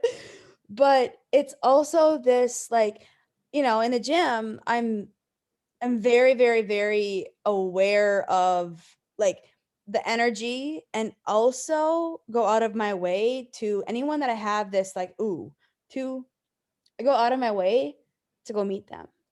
And it's hard. Like there's been this girl in the gym where we've been rubbing each other the wrong way for almost 2 years. Last week, I couldn't take it anymore because first off, we're masked, right? yeah, So I, for some reason, can pick up on the eyes. For some reason, I can pick up on the eyes. yeah, And I'm like, I literally like said to myself, no, Erin, there's something that rubs you the wrong way. You need to lean in. Like you've been pulling back, you've been, for lack of a better word, likely judging, right? hmm, But I'm gonna lean in today. So I did. And I just stuck my hand out, right? We're in mask, we're 2 feet away from each other in the gym. 6 feet, sorry, no. I found that 7 feet works is more 7 feet effective is probably even based on better. the science. Yes. Yeah, exactly, exactly. So, anyways, I stuck out my hand. I know we're not supposed to do it, but I'm like, I don't give a shit anymore. I Yeah. respected for over a year. Mm, I'm now in the point where I'm like, nope, handshakes mean something. mm, And if I'm picking up weights after sanitizing, I can shake your hand. So we sure. do. And I just say my name. I'm like, I'm Erin. And she's like, well, I'm Tia. And she's like, I can't tell you how much I appreciate you reaching out. Boom. Like, Yep. boom. I was just like, Yeah, I've been talking to strangers so much more now. yeah. They're Like trying to divide everybody. They're actually inspiring me 100%. to more connect. So I'm actually grateful on a deeper level. So Yeah. yeah, just talking to random people, and Just definitely random. people. Yeah, there's characters. There's characters who are around my apartment complex I see all the time, and it's like now I'm talking like I have a neighbor who has been like she screams. She is like she has a drug issue, and I try to knock on her door and try to like try, because if it was the other way around, if I was like here, if I was making a lot of noise, I'd rather people come up to me first, try to solve it. Try to ring our doorbell, knock on the door, and no answer. So she's screaming all day, episodes that are going on, like screaming, banging on the wall. So we had to call the cops. The cops came in, and this has been going on now for a few months. And at first it was like, I hate my neighbor. I hate my neighbor. This crazy bitch is like nuts. And then it's like, I've been shifting, and it's like, she's going through some serious pain. And that compassionate side is coming. She's still got to be quiet, right? So this is the balance, Yeah. right? This is the Yeah. masculine and feminine. This is Yeah. life testing. And now I've shifted. Like when I hear the noise, it's like I've looked at the positive. I never talked to my neighbors. I was very, very introverted. Now all the neighbors are gathering, talking about what's going on with this neighbor. So now I'm meeting people who are around, which I never would have, because I've shifted how I'm seeing this problem. And, it's kind of cool too. It's like, rather than seeing all things as a problem, again, neutral observer. There's a cool Yes. parable, Chinese farmer, which basically says, like, in every situation, you don't know if things are good or bad. You can break your arm, and in the moment, yeah, it sucks. Obviously, you don't want to break your arm, but maybe you needed to relax. Maybe you needed to step back, and that pull to go into, I think it was in The Secret too, right? It's like, I think it is. Yeah. and I looked at that as kind of like corny in the time, but now I'm starting to see like how true that is when those moments, like, oh, I'm going to go talk to her. You talk to her, and like, I'm really glad you reached out. Like, what was the thing that pulled you there? It's like, you can't articulate that. It's like, you can, and there's always going to be someone who's like, oh, well, the science is because of the just let me enjoy my moment. Like, there was something, it's like the engineering model of the universe. It's like, we need less engineers and more like Artists. spirit, like, yeah, artists for sure. Tom McDonald, I'm telling you, he's speaking. Oh man. I got him down. Like I feel, and when I say artist, it's more like it's not just the drawing artist, it's the artist like you, right? Who is sitting here with a podcast, like just wanting to create. Creating. That's it. Exactly. And there's Like different we're forms. creating right now. Yeah. Yeah. And that's I think the ticket. Like it's the universe always has your back. And sometimes it just takes longer. It always takes longer than you want, because we're programmed like this. Yeah. Right? We're programmed for this, and that's not the way of the universe. Like it's more of like, and I mean, what the saying is, like, there, I don't want to give advice, but it's more like it's easier to talk about it than to do it. And that, I sometimes find, is the differential we're in right now. Like we're in this information war with each other, not you and I, in the micro, but like in the collective, like in the macro, we're in this information war, the censorship, all this, all of that. That's information war. Yeah, Muji has a thing where he talks about a football field, like, and you have 30 announcers, right? Yeah. Which announcer's story of the football field is right? It's really that simple, and now magnify that by 5 billion or 7 billion. Yeah, exactly. That's what we're in. And the more that the 100%. people attach, like, no, my story's right of the football game. That's how crazy we are. Yes, 100%. And so, you know what the difference is? That's information age. We're going to embodiment. We have to embody and become. When you embody and become faith in action, which in my perspective is exactly what you're doing, that's when all of a sudden the universe is like, okay, he's ready. Yeah. Right. And that's like, I have to literally sit back and try and like remind myself of that myself. Right. Because then you start playing the age game, you start playing all the games that society wants you to play. And no. You can learn from a kid as much as you can learn from someone who's 90 and someone who's 40, someone who's 50, someone who's like, every single interaction is a receiving and a transmitting. Yes, it is. And there's yes. And like so I'm my best friend and I we've been, whenever we're at the bar, there's some guy came up to us once and he's like, you two are the most intimidating women in the room. And I like, we're looking at each other and we're like, we're two small town girls that aren't afraid to talk to strangers, and we're the most intimidating women in the room. Give me a break. Like, you put us in an Uber car and we're talking to the Uber driver all the time. Yeah. It's like my favorite part of ordering an Uber. And I'm not kidding you. I'm the one that's like, I want to know the story, like all the things, because there's something to learn about every culture. Yeah. Yeah. When I was driving with Uber too, I can't tell you, it was strictly, there were days where I get in and I want to meet people. And there was times where I'd have like hour-long drives and I wouldn't say a word to the person because I just didn't want to talk. And it was just like, it's really interesting. Because it's like, you get into that place of like not judging, like really is like, it's hard to do. Cause like, I remember talking to somebody, cause I would have conversations with people when I was driving and they would be like, oh, you're awesome. You have great conversation. Most of the drivers that I meet, they don't have any conversation. And it's like, and then I would share the view, like some of these drivers are driving for 10 hours and then you get in the car and you're seeing 10-hour version who are trying to make, as much money as they can to feed their family. And after 10 hours, after a couple hours of conversation with people, they're like, okay, I'm dead. Like, I got to get you point A to point B. But then when that people come in, they're like, this person's me. They're not like your little vision, like really to just accept everyone where they're at is a hard thing. And the more ignorant somebody is too. I mean, even on the like the more the scale of ignorance, like, and that's what I love what David Hawkins says too, is like the scale of consciousness 1 to 1,000. In order Yeah. to balance out that person who's like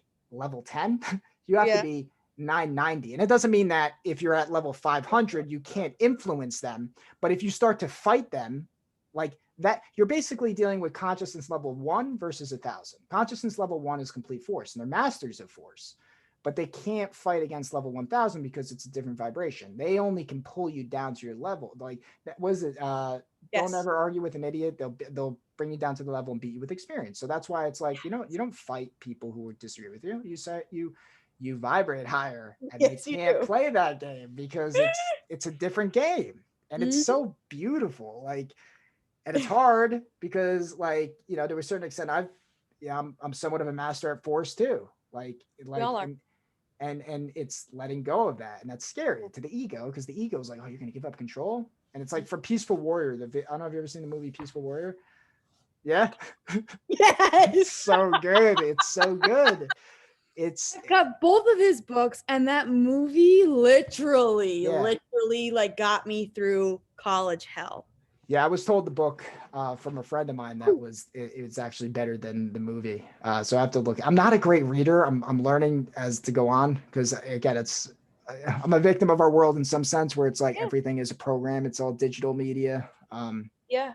But I'm learning to love it more and more. But where he says it's not about invulnerability, it's about absolute vulnerability.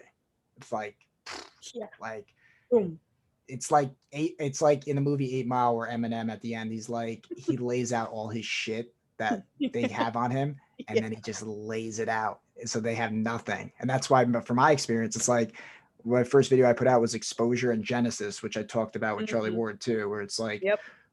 exposure is like, I'm gonna be naked. You're gonna hear about my shit. My shit was porn. I spiraled down into that, and it got uglier and uglier. And then I'm like, all right, why am I doing this to myself? And it's like for momentary pleasure. And then it was like, all right, let's expose it, right? Because I know other people are going to have that same kind of thing. For you, you're working out 2-3 times a day, going crazy. I can relate to that. Other people, it may be alcohol. Other people, it may be money. Other people, whatever. Fill in the blank. The sabotage is a teacher when you're ready to like see it as such. So I'm embracing the absolute vulnerability, because in doing so, it's like, I'm not going to put on a front. I'm going to say, they were teachers in my life. I'm going to be completely naked, Garden of Eden. I'm not going to cover Yeah. myself up anymore. I'm Yeah. going to Oh. be naked, Yeah. and that's it. Is what it is. I can't lie. Like, and when you get into that, where you're express, like, that resonates. That's why I said, like, when you turn on the news, like, I was like, how do I want to make this platform? What do I call this? Life Talks? All right, fuck it. Life Talk. Like, I don't know what name. Like, and that, for 2 years, I was like, well, what do I name it? What do I name it? And that was the reason why I didn't make it. So I'm like, all right, Life Talk, stupid Ooh. thing, whatever. It can change, rebrand it. Just start doing it. Yes. Start being. That's it. Just sharing it. I don't have all the answers. I like how Charlie says, I'm just Charlie. Exactly. He made his book, I'm just Charlie. Yeah. I'm just Mike. So it's like, I don't claim to be a guru. I just claim to be someone who is coming out of recovery of life, this crazy world we're in. And you know what? Like it's the key, right? Like, because we paralyze ourselves in perfection. Perfection is just the symptom of trauma. Mm. Right? We paralyze ourselves for perspection, like agile. So it's interesting because you look at my career and it was. Yeah, can you break that down a little bit? Well, I guess we'll go for 3 hours on this. Who cares? People want to listen, they'll listen. If they don't, whatever. So but go into like your story a little bit more, Yeah. like as far as like your corporate America, whatever you can talk about Yeah. right now, because there's Yep. gonna be people who have no idea what we're talking about, and there's like, Yep. oh, you can't say that. So navigate. So I'm gonna start with like the zones that we all live in, right? There's zones of genius, zones of excellence, zones of incompetence, and zones of something else, right? And typically incompetence for a lot of people is IT. Like, and that's not just like, it's just the typical, like for the artist in us, right? That are trying to create here, IT is always that like hurdle, right? Because essentially if you're trying to create your own business, you need like, it's the infrastructure, the build and all of that. It takes time. So long story short, the zone of excellence, or that portion of my life that is, I don't know, you want to call my 13-year career in corporate America, I like to break it down in a couple chunks, and it's very much like the first chunk is like I had to learn how to sell the product. I had to learn how to communicate and have an elevator speech and connect with people, and you're learning what brings in the revenue, right? It's no different than a sales associate. It's like your underwriting, your risk analysis, it's sales, and it's all of it. Like, here's the funny thing, Mike. I was sitting in finance, the most dry, boring, disgusting subject of my college career. And I took the whole underwriting chapter and skipped it. Like, is that not the universe saying, oh, no, no, no? You know what I Yeah, mean? yeah, Like, I take the whole chapter, I skip it. yeah. Right? Boom. Don't need that. What do you think I end up in? Underwriting. No, shit, you not. Shit, you not. Yeah. Like, this is manifestation. This is the universe. You say you don't want, yep, guess what you want.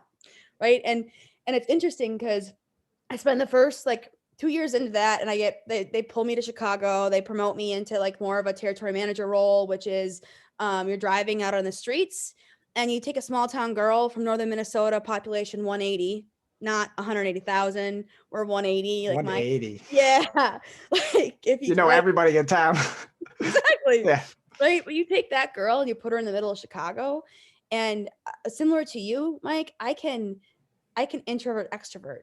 Yeah. I do it beautifully. I test introverted, but you put me in a crowd of people and I'll extrovert no problem. Mm. In fact, like 16 personalities, it's like the new Myers-Briggs free test. I love it, but I've tested both, like the campaigner and the mediator. I will campaign for the future. That's where I typically live. Is I can see the future, I can feel it, like I can sense it, right? Sixth sense stuff. But I can also mediate the crowd. That's so it's so hard for me because I can, it's the duality. I don't know what that is, but it's not bipolar, but it's almost like this, like what my natural, I was fighting my natural gift. Like I kept going, like what came natural for me, I kept fighting because people would see a different version of me than I felt like I truly was. Mm. And so, right. So I go to Chicago, take the promotion. I end up hating it because I'm fighting traffic. I can't settle. I can't find a gym, like all of those things. So then I come back in and I go back into like the underwriting side of things. I've never been afraid to go backwards. That's the difference. Yeah. I've done it twice now in my career, and both times that I've done it, it's been the best decision of my life. I didn't realize it in the moment, but I've never been afraid to go backwards on paper. And that, I spent another 2 years then in that side, and then in the underwriting side, and then I went to corporate. And when I mean corporate, I mean like the home office or like the strategy behind our product, and I start building software. So then I learn agile methodology, which is this whole idea that perfectionism doesn't exist. It's the whole idea that if you're going to build a product or you're going to build a business, you're going to build all these things, to your point exactly, right? Instead of like trying to come up with a perfect name and not creating a podcast, the agilist or the agile theory states, nope, minimum viable product. I'm going to throw Life Talks out there. I'm going to do it. You heard of Gary V? Yes, I love Yeah, him. he's about Yeah. he inspired me to just make content versus finding that perfect moment. There's no such thing as that perfect moment. Just making content, and that perfect moment is going to come up. Yeah. We've had a lot of perfect moments in this No, conversation. organically, So Mike. organically, yes. Organically. It's not John Johnson with late night. No. Like, it's ridiculous. Yeah. Yeah. Right. And this, to me, this is the real news. This is us being two real people, Yeah. strangers for the most part, right? But everything that's unfolding is the quantum, entanglement theory of just the consciousness that we're tapping into, and there's synchronicity. And so it's like that, the Gary V agilist, I do that for 5 to 6 years, and then I get really sick. Really sick. I mean, and there's some things that my gut, right, the trained underwriter gut in me picks up, and I have to make decisions that like I had to do a values cards, right? I had to sit down and like it became they're saying X, I'm seeing Y, I start to voice Y, they still say X, and I no longer can do it. And so I can no longer, and I got to be very careful here. I can no longer support the build of certain infrastructure because it's not going to do what they say it's going to do. So you think it has to do with force power paradigm Yeah. problem? Okay. Yeah. and it's also the same paradigm I think that comes into um it's like over, you know how like when you're in sales, like on the ground, it's always under promise, over deliver.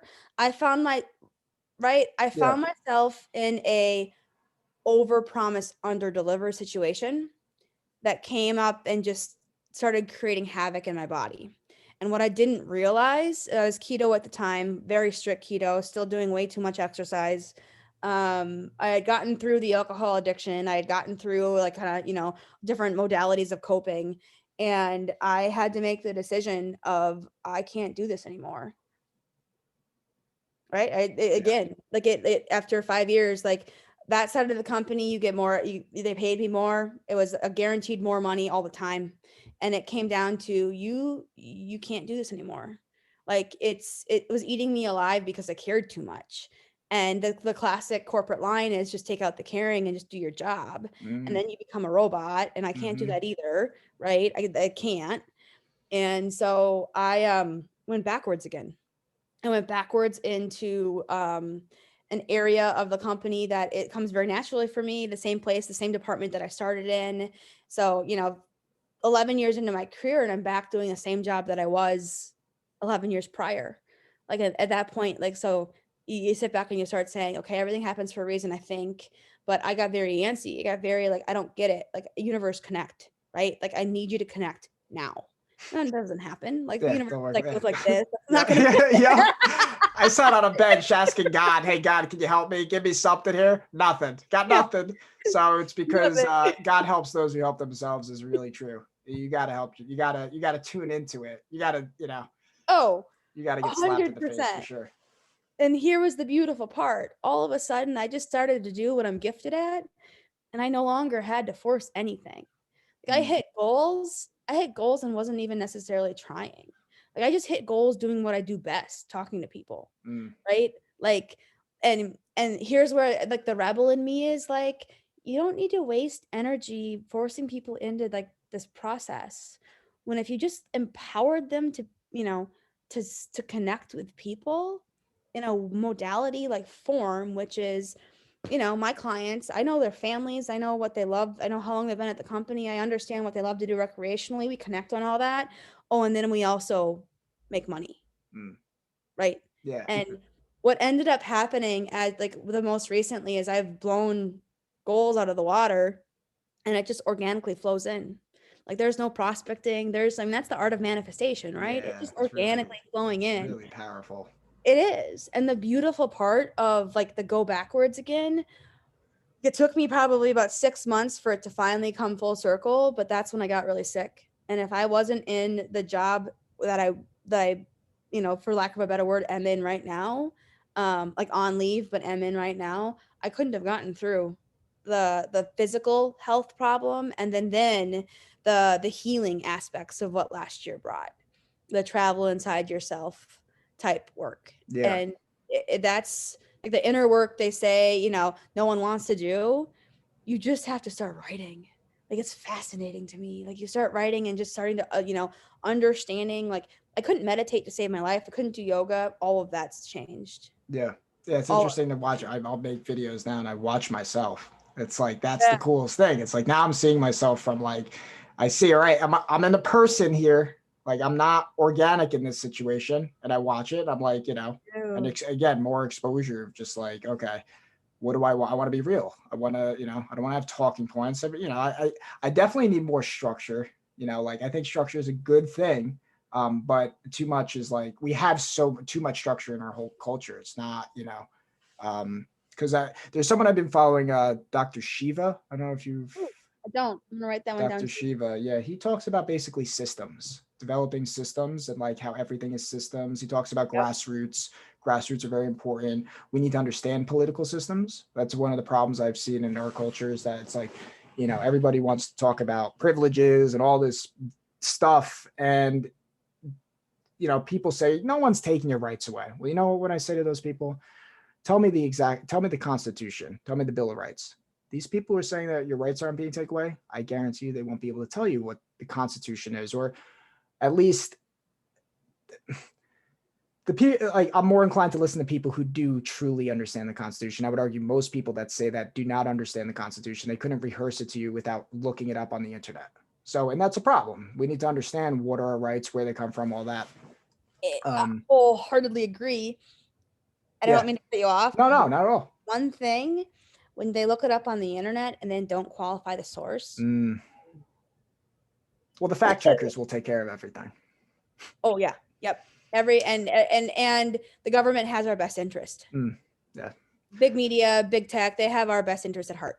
Well, yeah, and the ironic part too, another thing is just like people go, "Oh, you watch Fox News, I watch ABC." It's like, no.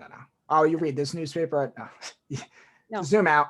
It's owned. It is all the different things that you think are different.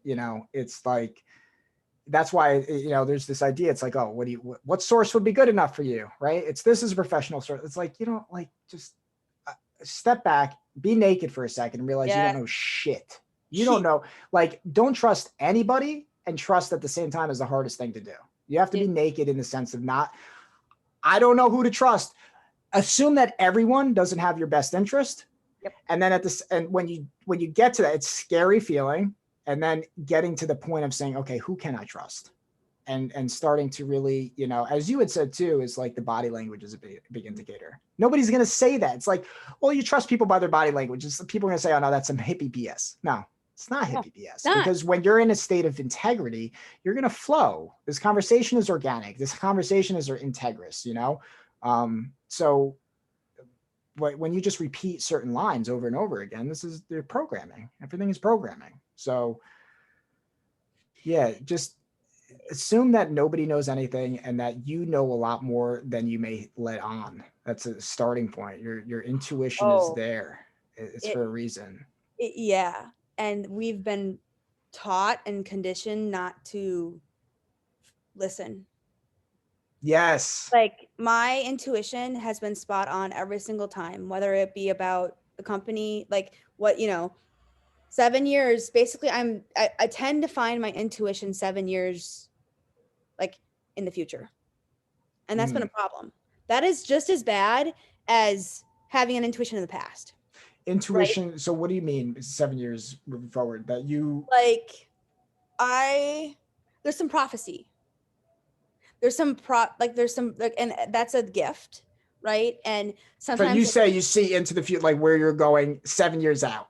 You can see how things are playing out.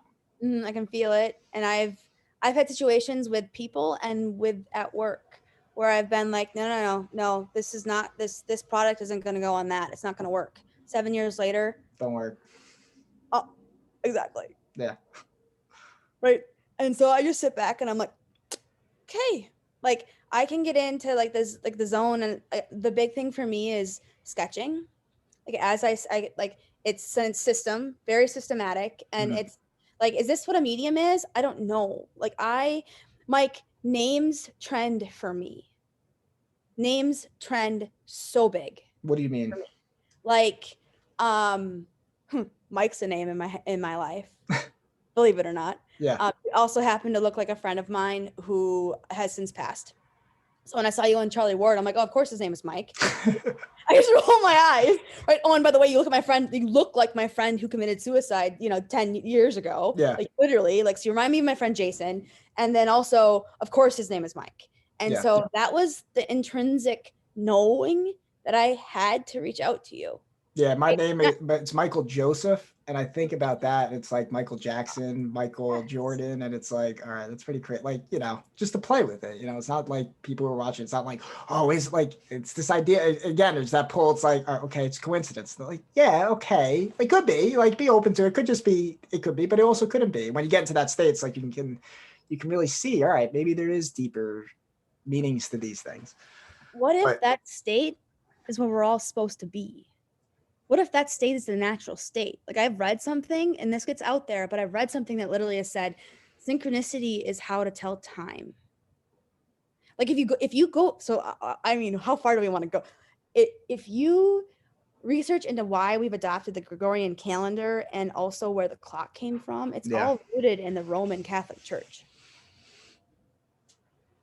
Yeah. I'm still, yeah, it's a lot. It's a lot.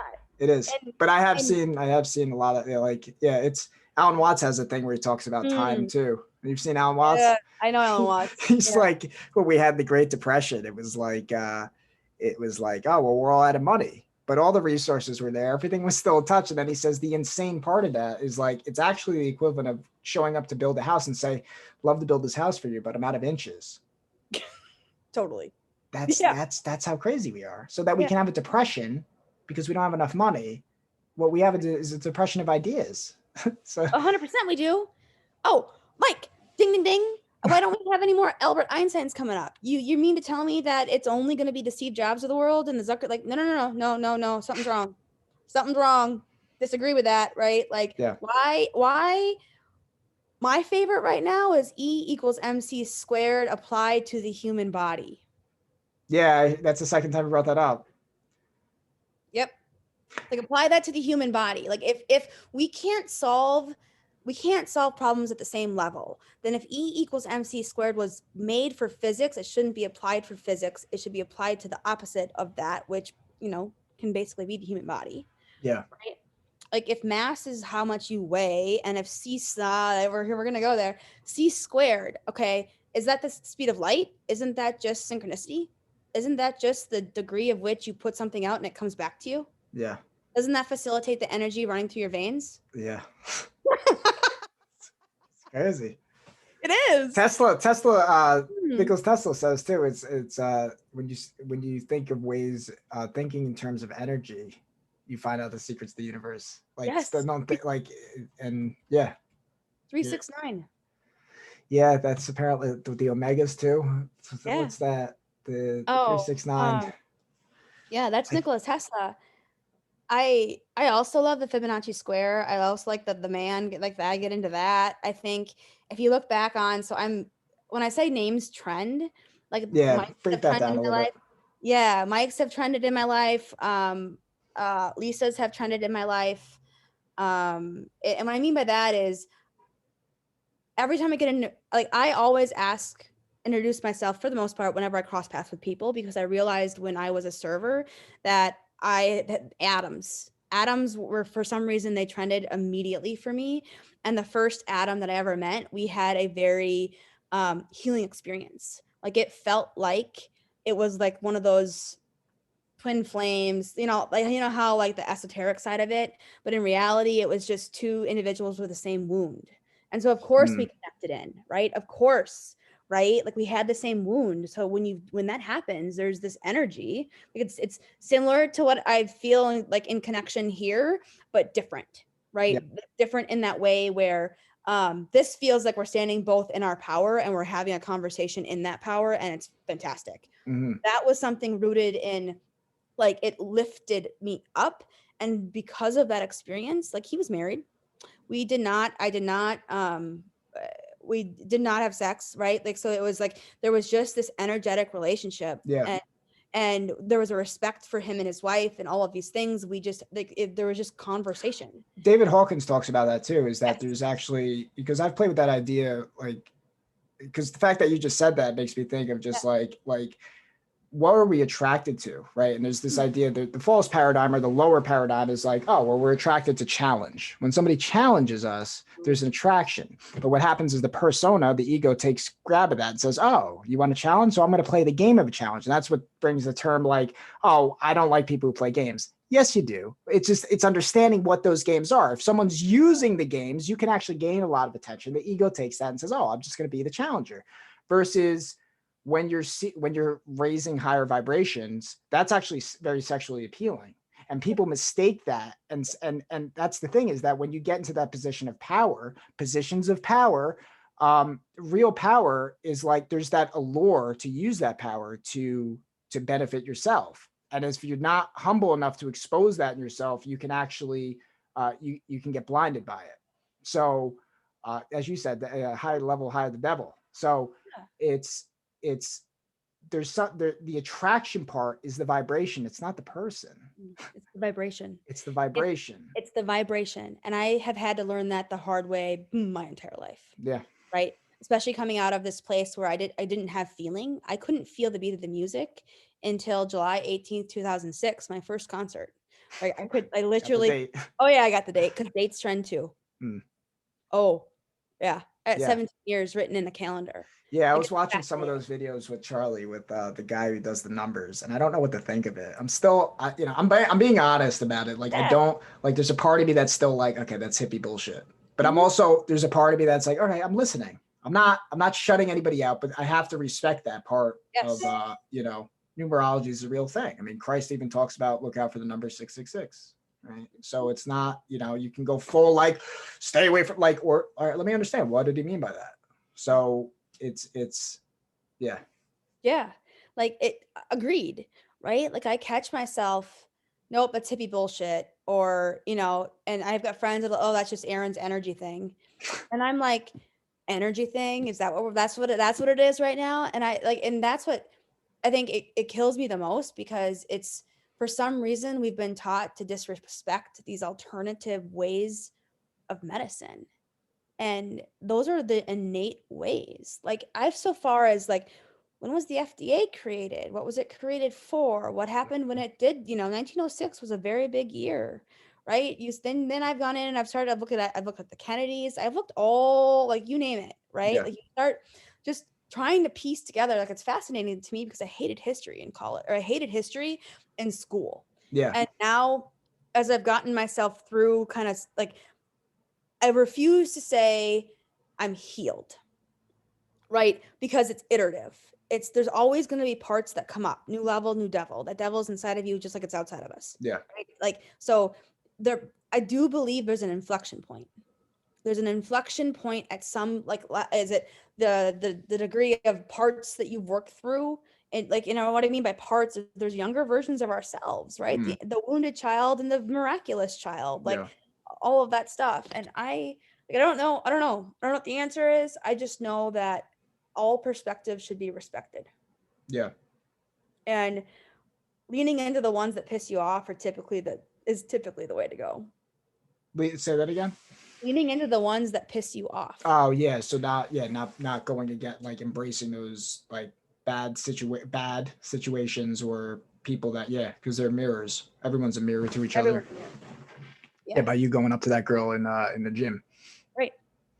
And like the minute she said that to me, I was like, "Ooh," like meaning, I mean, for all I know, she could have been suicidal. For all I know, she's sitting in isolation at home by herself. And you see what I'm saying? Like there's Yeah. all those things. And you honor the urges inside. Like that's where the magic comes from. Like find your magic. Like Yeah. invest in that, whatever it looks like for you. Yeah, I mean the breaking point for me making all these videos was like I felt so much fear, and I think the fear was it was an indicator of like I'm seeing all these so many things are crumbling right now, and it's like what am I going how am I going to play a part? It's like we're all in a movie, and it's like we're all characters in the movie, and if you zoomed in on my character, it's like that character is a loser in this movie. He sucks, and No. and it's like, well, why does he suck? And then just starting to ask the questions and then be like, well, what can I do? The victim voice is there. It's like, well, what can I do? What can you do? And it's like,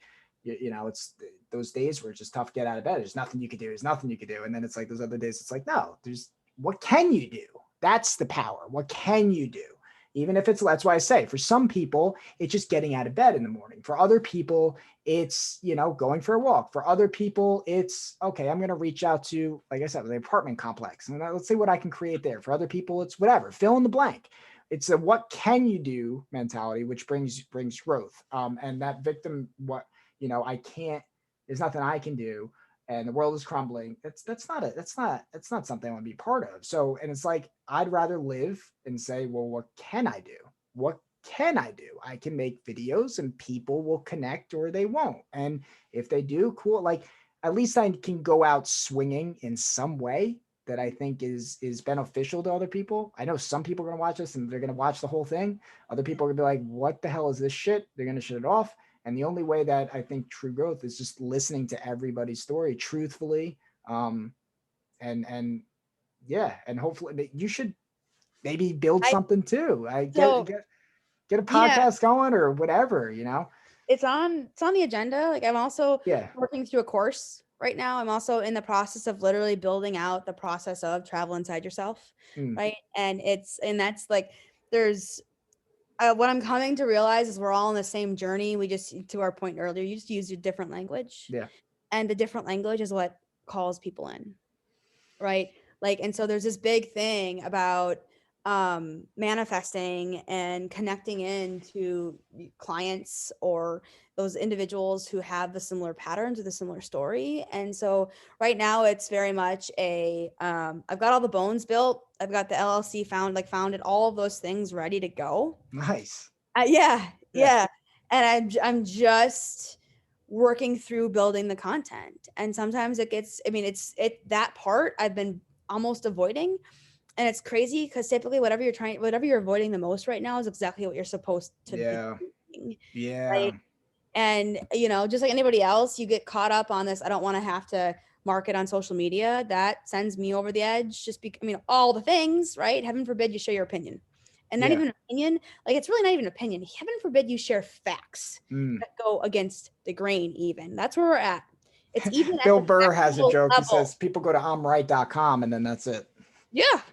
Yeah, exactly. What people call science is what they believe to be science. That doesn't make it like that's the whole thing. And people can say, well, this is the truth.